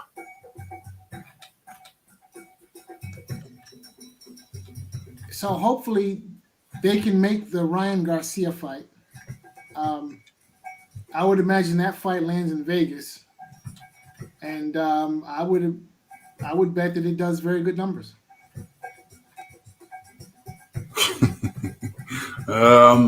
Against who? Sorry. Yeah, so hopefully they can make the Ryan Garcia fight, and I would imagine that fight lands in Vegas, and I think it would do good numbers. Yeah, Ryan Garcia, the Ryan Garcia fight. Yeah, hopefully they do it. Garcia seems to want it. Garcia appears to believe he has the beating of Gervonta Davis. I don't think Garcia is slick enough. I think Gervonta Davis is just the superior boxer. And I think he takes it. I think Gervonta Davis takes it. I hope Ryan Garcia takes it. But Gervonta Davis turning in some good numbers. 5 million tally. Yeah, 5 million tally. That's good. I can't even show that. I don't even want to risk that. The hell?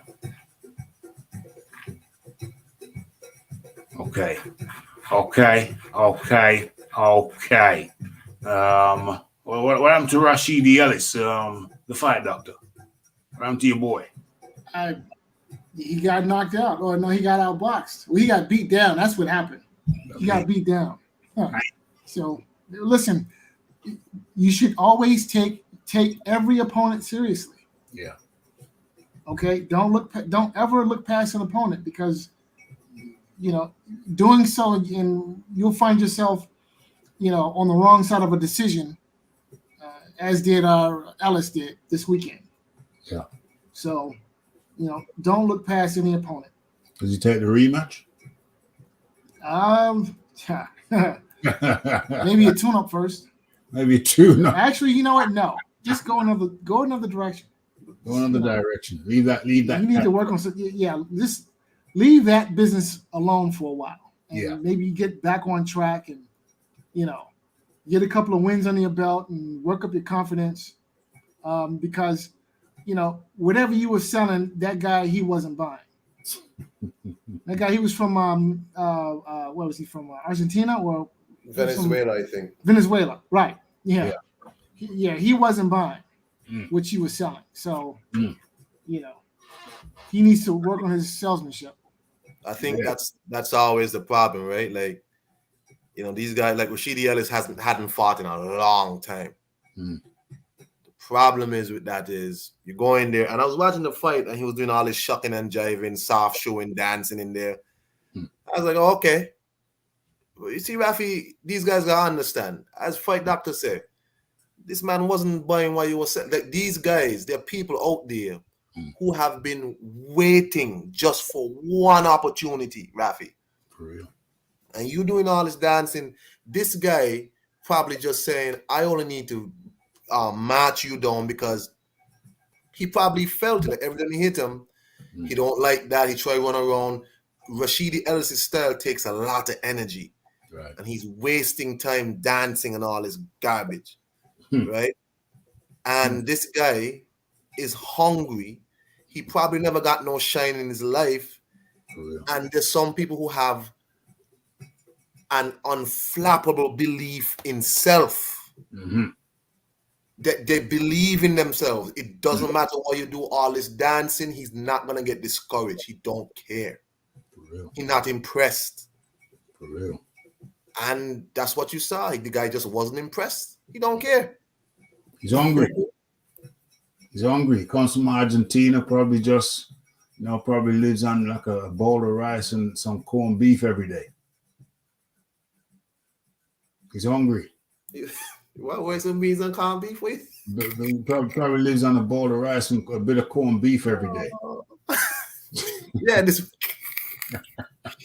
was his shot, Rafi. And the guy's like, what? That's what I'm saying. The man probably lives in a wood hut. Probably lives in a wood hut. The economy ain't too good down there. So you fly him out to America, you put him in a nice air-conditioned hotel, and you're telling him that if he wins, well, he can see the opportunities ahead of him. And you give these little cats a shot from these little countries. You give these little cats a shot that, you have to be prepared. You have to be prepared that they might come and give it their all, their absolute all this shucking and jiving, all the soft shoe shuffles in the world ain't going to deter them.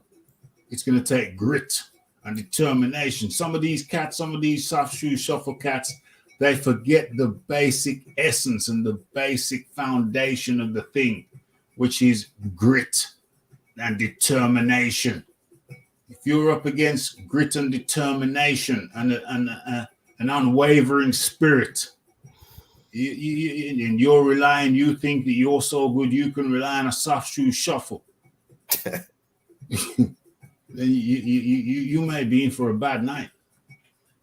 Yeah. I think Rashidi Ellis is really good, though. But yes, he's good. He is good. But if you go in there without the core grit and determination, you go unstuck. There are a couple of old sayings, right? First is that boxing is a poor man's sport, right? And that will beat skill, all right? And this guy coming from Venezuela, probably comes from desperate circumstances. Yeah. And I don't think anything breeds grit and determination as well as desperate circumstances. Right. People in the United States think that they understand what poverty is, but no. The people in the United States do not understand what real poverty is. For real. Like in some of these countries, south of the border. Yeah. Where people experience actual poverty. Like in this country, we have overweight homeless people.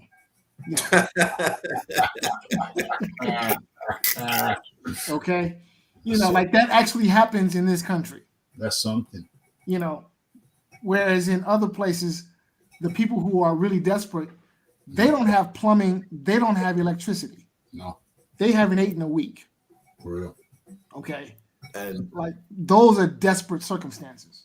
And you put this man on a press conference, you over there ignoring him, talking back and forth with Jaron Ennis, And he's probably the only pissed like this guy really thinks nothing. It's like when Mauricio Lara fought Josh Warrington. Josh Warrington didn't think much of Mauricio Lara. People like Mauricio Lara and them hungry people, like these people really just want a shot, just want a opportunity. Yeah.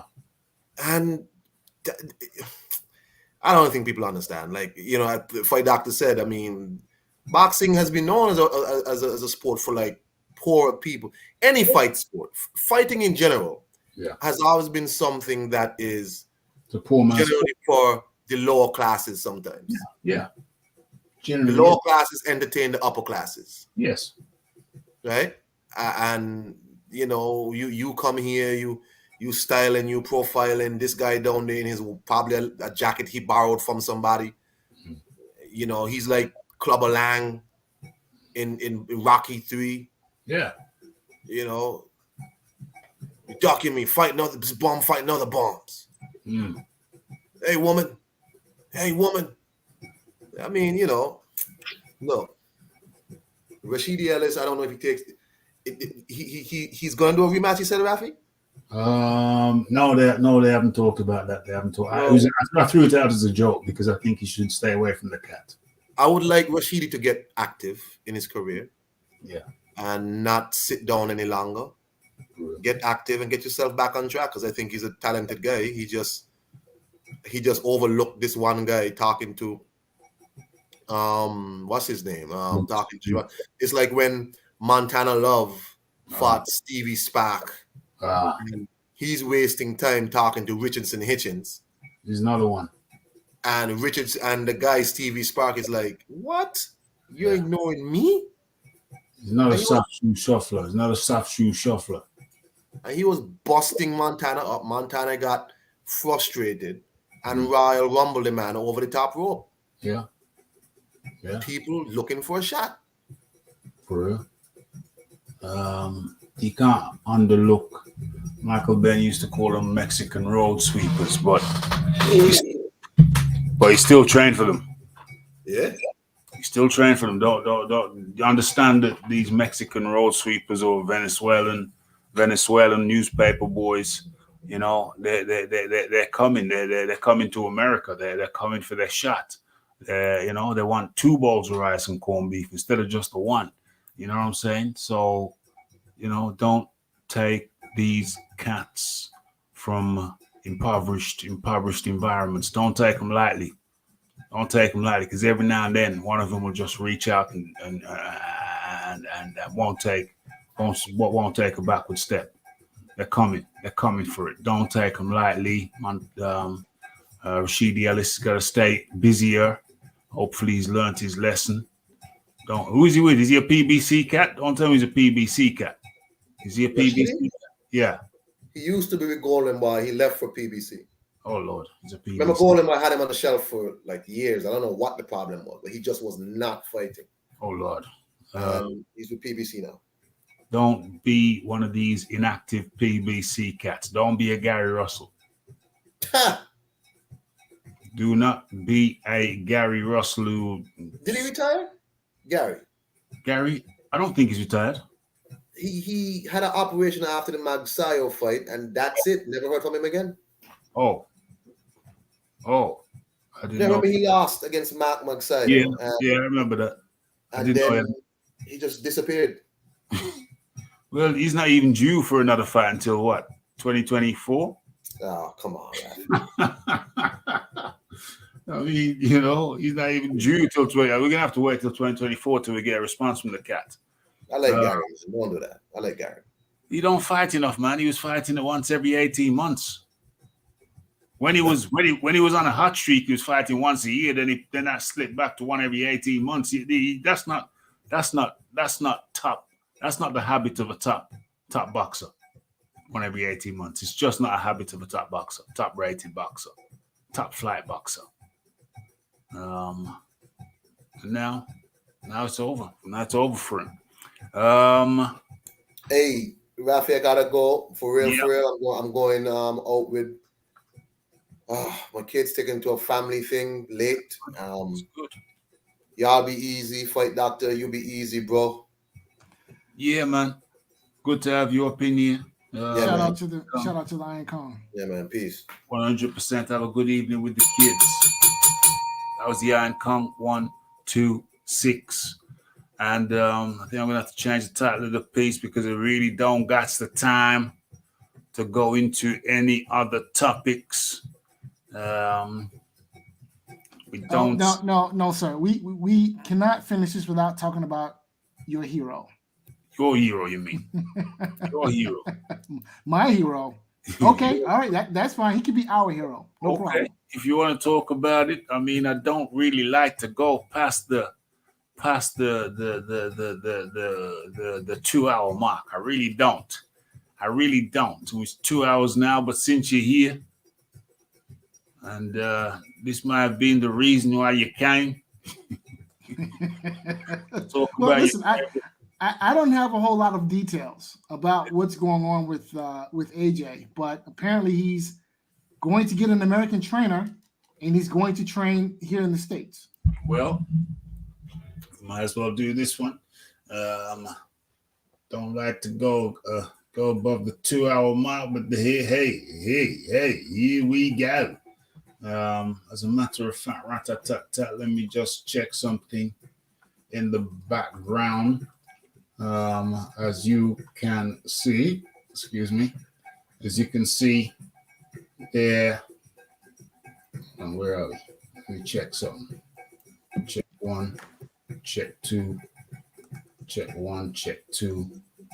As you can see, Anthony Joshua in the picture is standing next to none other than Derek James. Derek James, the trainer of one of the Charlos, the big one or the little one, I don't know, and trainer to the guy we were talking about just a little while ago, Errol Spence Jr. It is reputed, although not confirmed, it is reputed that Derek James is the trainer chosen by Anthony Joshua. And he'll be going over. He'll be going over to America. He'll be training out there.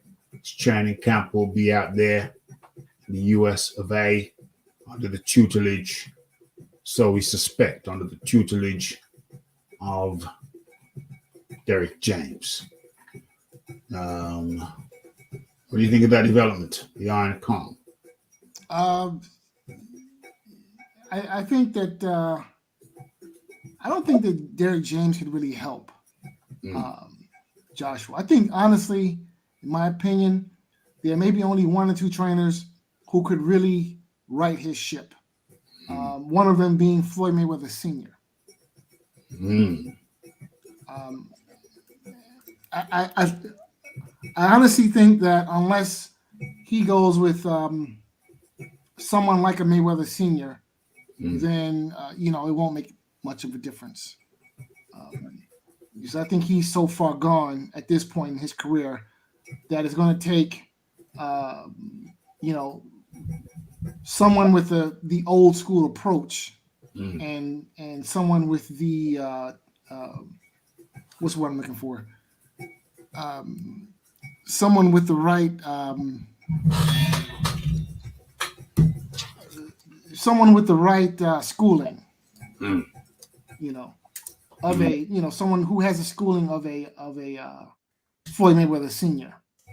To get his defense in order, to get him to start working behind his jab, and then someone who understands strategy.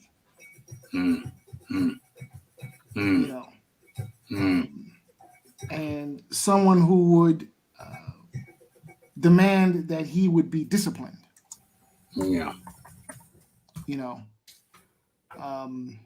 So yeah, I don't think that Derek James is going to make much of a difference in his career. Not to say that Derek James isn't a good trainer. I just don't think that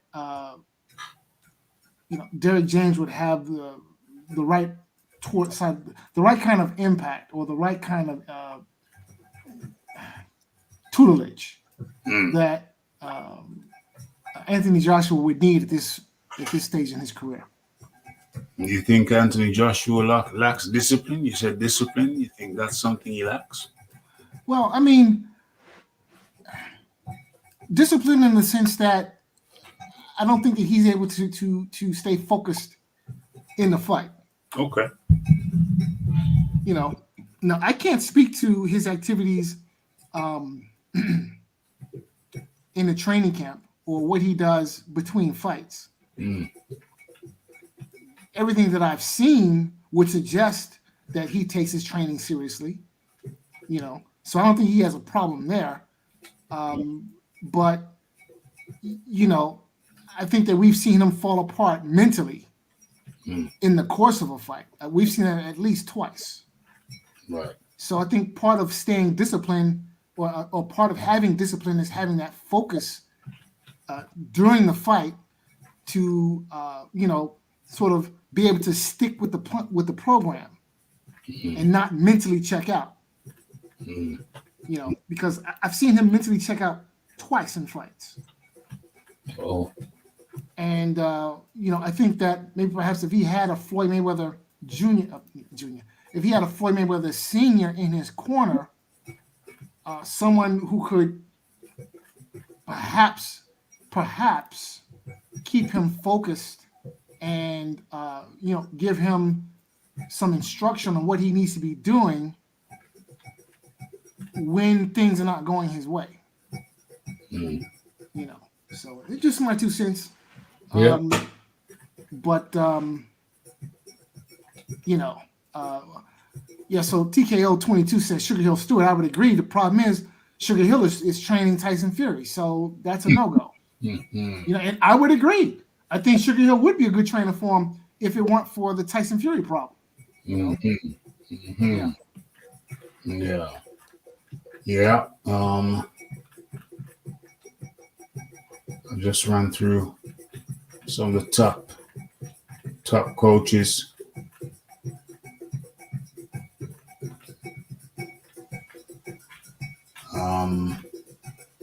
Who would I pick? We got Abel Sanchez. They're saying he's number 1. I don't know about that. John David Jackson. Yeah. He's who's under his tutelage. Jackson's greatest work as a trainer has been what he's done with current light heavyweight champion Sergey Kovalev.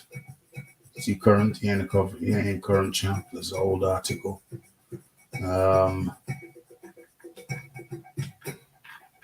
Kovalev, former opponent Bernard Hopkins, brought Jackson in to train him for one of his biggest fights of his career against Antonio Tarver.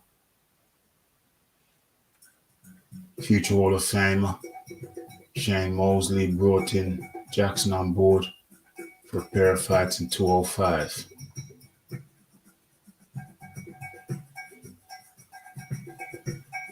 Turned to training and captured his first world title as a coach when Nate Campbell beat Juan Diaz in 2008. Ponytail's gone.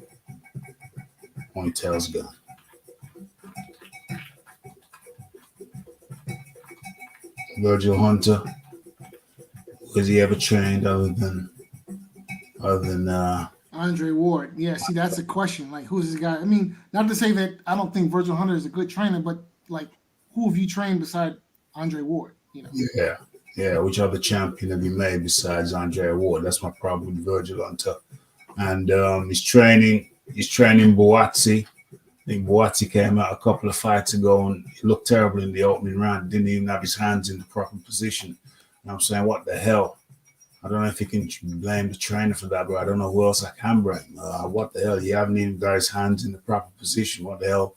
In the proper defensive position. What the hell's all that about? I don't know if you can put all the blame on Virgil for that, but I was very surprised. Anybody confused, go and listen to that fight show. Freddie Roach, I think, is too much of a face first guy. Yeah, so Freddie Roach, he has the pedigree, but he's got the right pedigree, which is the word I was looking for earlier to describe Mayweather Sr. Right. Because Mayweather Sr. comes out of that same school, comes out of that Eddie Futch school. Yeah.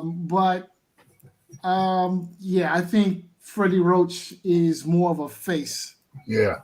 Than anything else, To me, he's more of a face first guy. I don't like that. I don't like that. It's a bit like Sanchez, Abel Sanchez, Abel. Robert Garcia, yeah, he's got some strong points. But seems like, what's his strong points?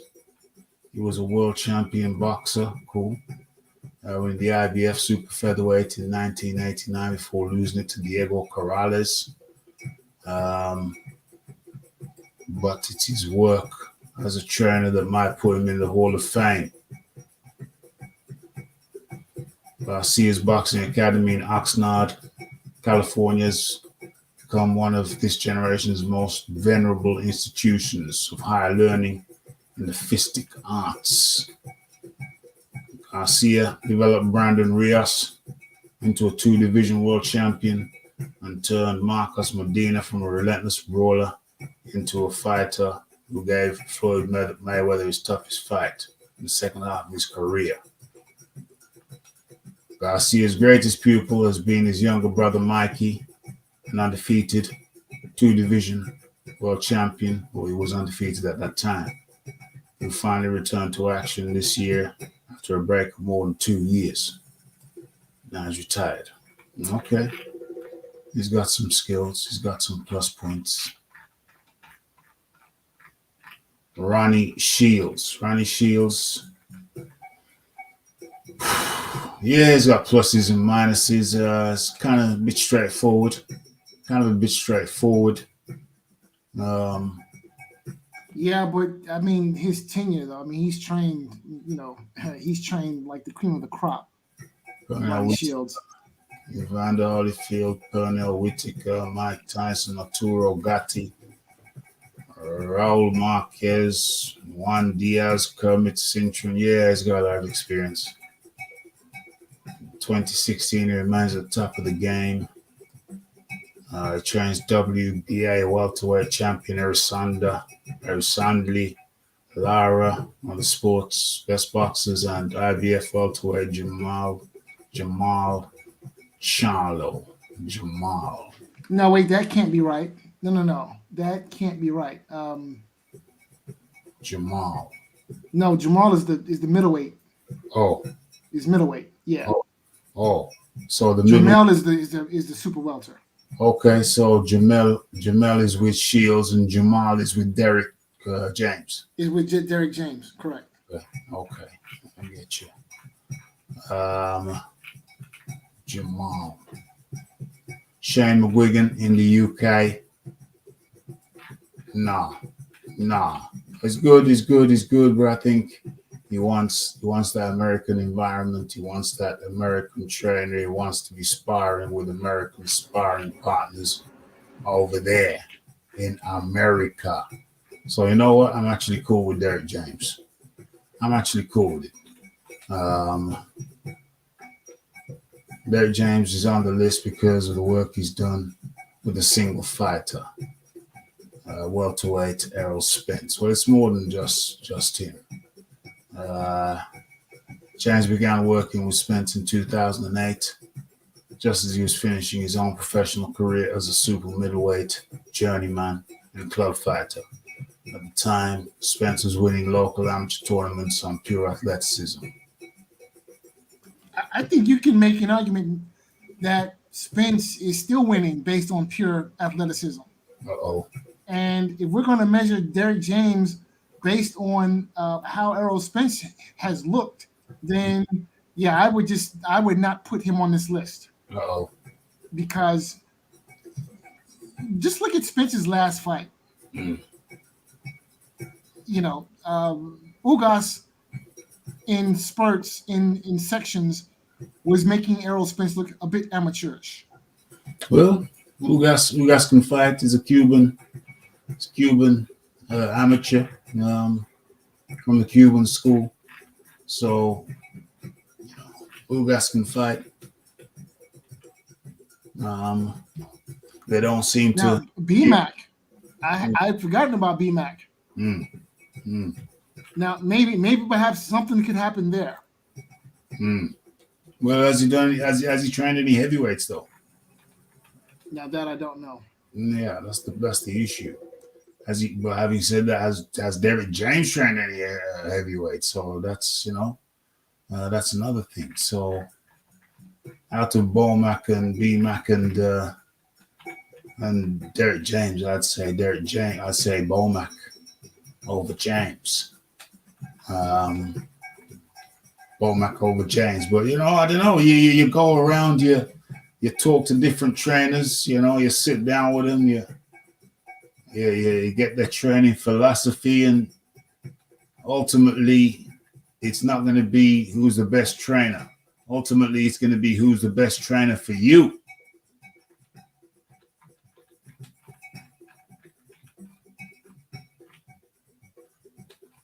Bomac, Derek James. Bomac, Derek James.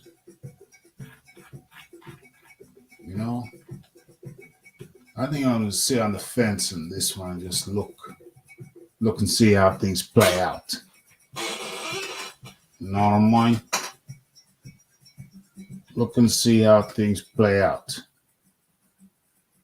Jorge Rubio. Who does he train?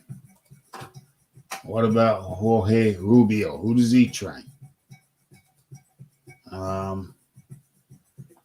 Shane, UK guy, wants that American training environment.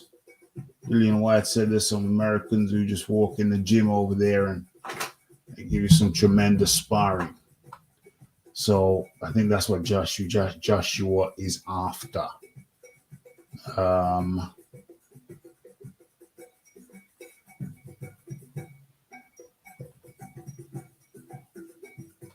Joshua equals done. Hey, who knows? Who knows? Freddie Roach, maybe for AJ, not a bad move. Or retire. TKO wants Joshua to retire. Where are we?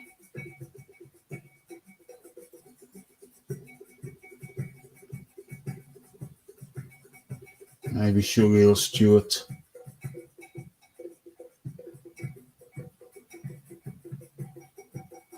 Mayweather Senior. He's that old basic. Who's Mayweather Senior training though? Yeah, I don't think he has anyone right now. Well, I don't know. I can't answer that. Yeah, that's why I don't. I know that there are a lot of guys who work out in the Mayweather gym. Yeah, and I know that Mayweather Senior is there working with guys, but right. I don't recall the last time I've seen him in a fighter's corner. That's right. That's what I'm saying.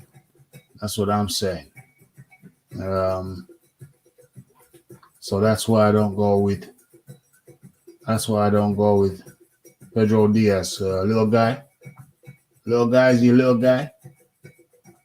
That's why I don't go with Mayweather Senior, because I think sometimes when you're that talented,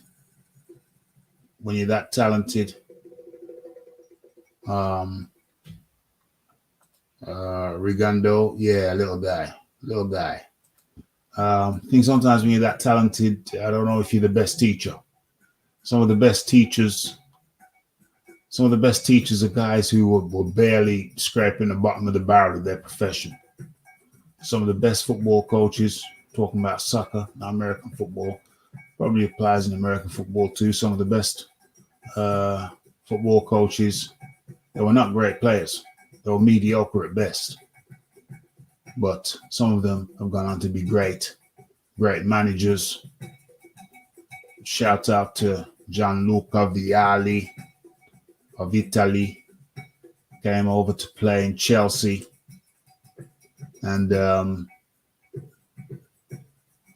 eventually went on to manage Chelsea, one of the glamour teams in the Premiership.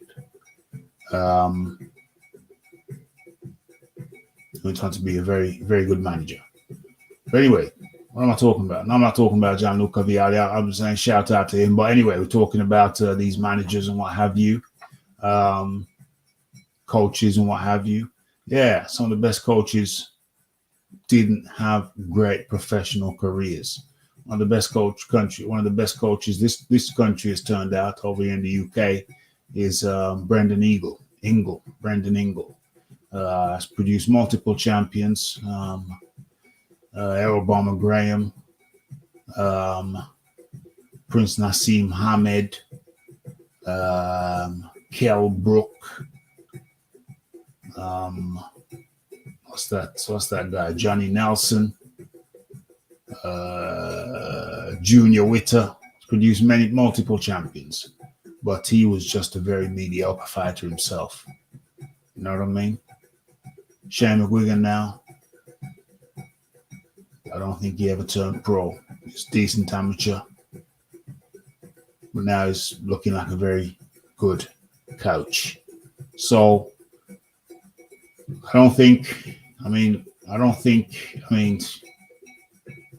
even myself, Brazilian Jiu-Jitsu, one of the coaches I enjoyed learning under the most.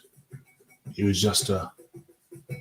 wasn't no high-ranking guy. He was just a mid-ranking guy, but his teaching was impeccable. Absolutely impeccable. I enjoyed learning from him more than I did from some of the high-ranking guys because I found he broke down moves piece by piece, bit by bit, very, very technical because I guess he has to think more, maybe. So I don't subscribe to the philosophy that the best boxer makes the best coach or trainer. I think sometimes them guys could just go on talent. But can they break it down? Can they break things down as good as a guy who had to think more, but less talent, less natural talent? That, my friends, is the question. Yeah, I would tend to agree. Roy Jones Jr., the most gifted fighter I ever saw, but as a trainer, is garbage. Well,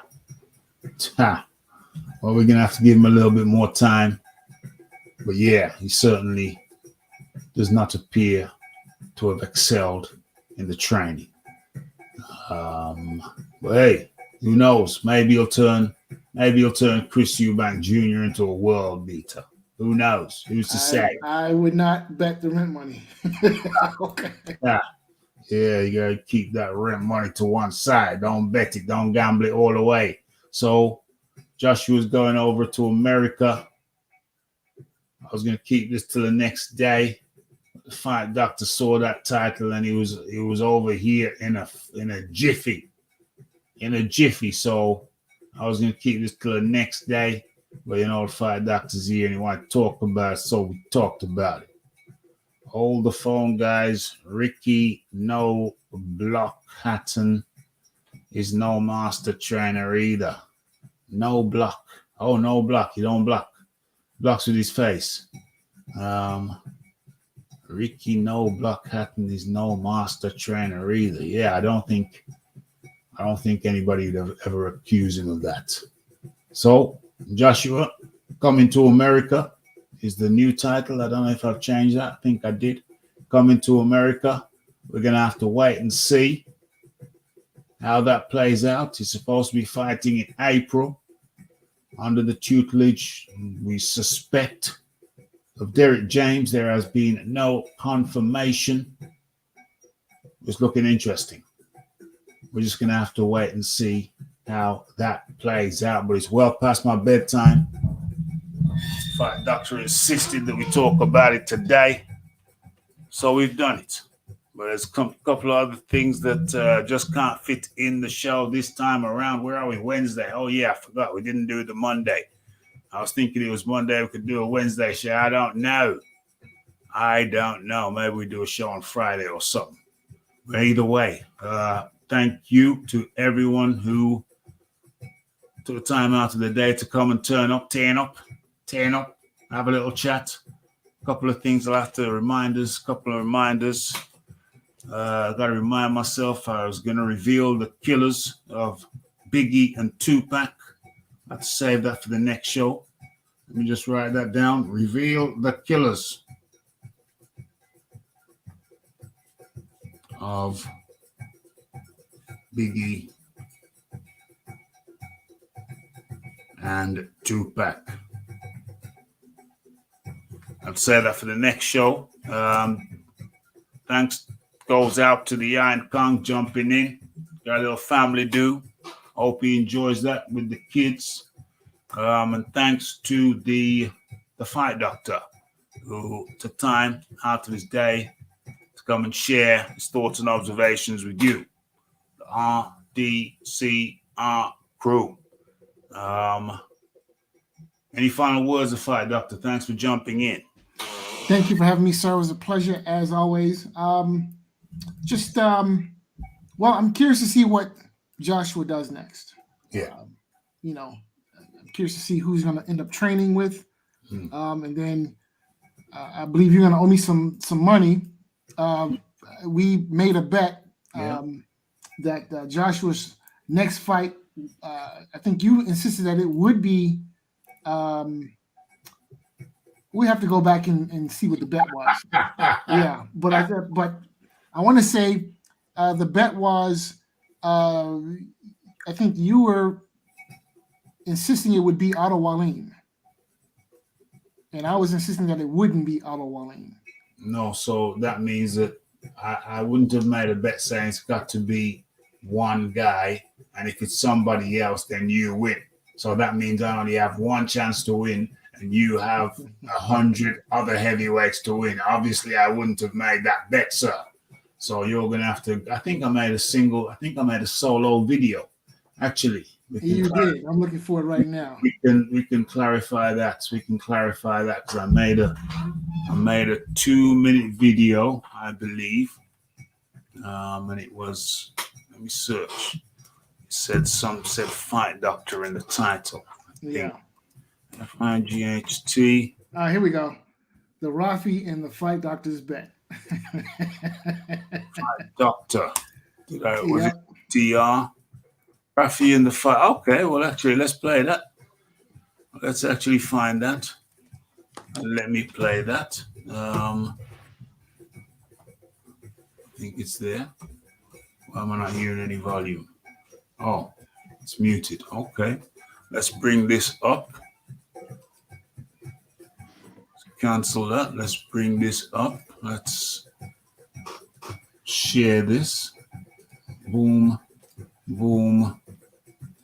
Rafi and the Fight Doctor's bet. Okay, so let's actually listen to what was said. I propose a gentleman's wager. Okay, let's have a listen. I will send you $10 UK money, British money. Yeah. 10 pounds. I'm sorry, 10 pounds. I'll send you 10 pounds if Otto Wallin is announced as Anthony Joshua's next opponent. I like that. So let's be clear. The bet was so far is that you're going to send me 10 pounds if Otto Wallin is named as Joshua's next opponent. Let's see that. That's correct. Yes. See the second part. However, if Chris Arreola is announced as the next in the long line of Anthony Joshua tomato cans to be knocked over, you send me $10 or 10 pounds.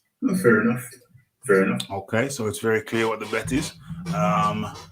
If it's Otto Wallin, very different to what you stated earlier.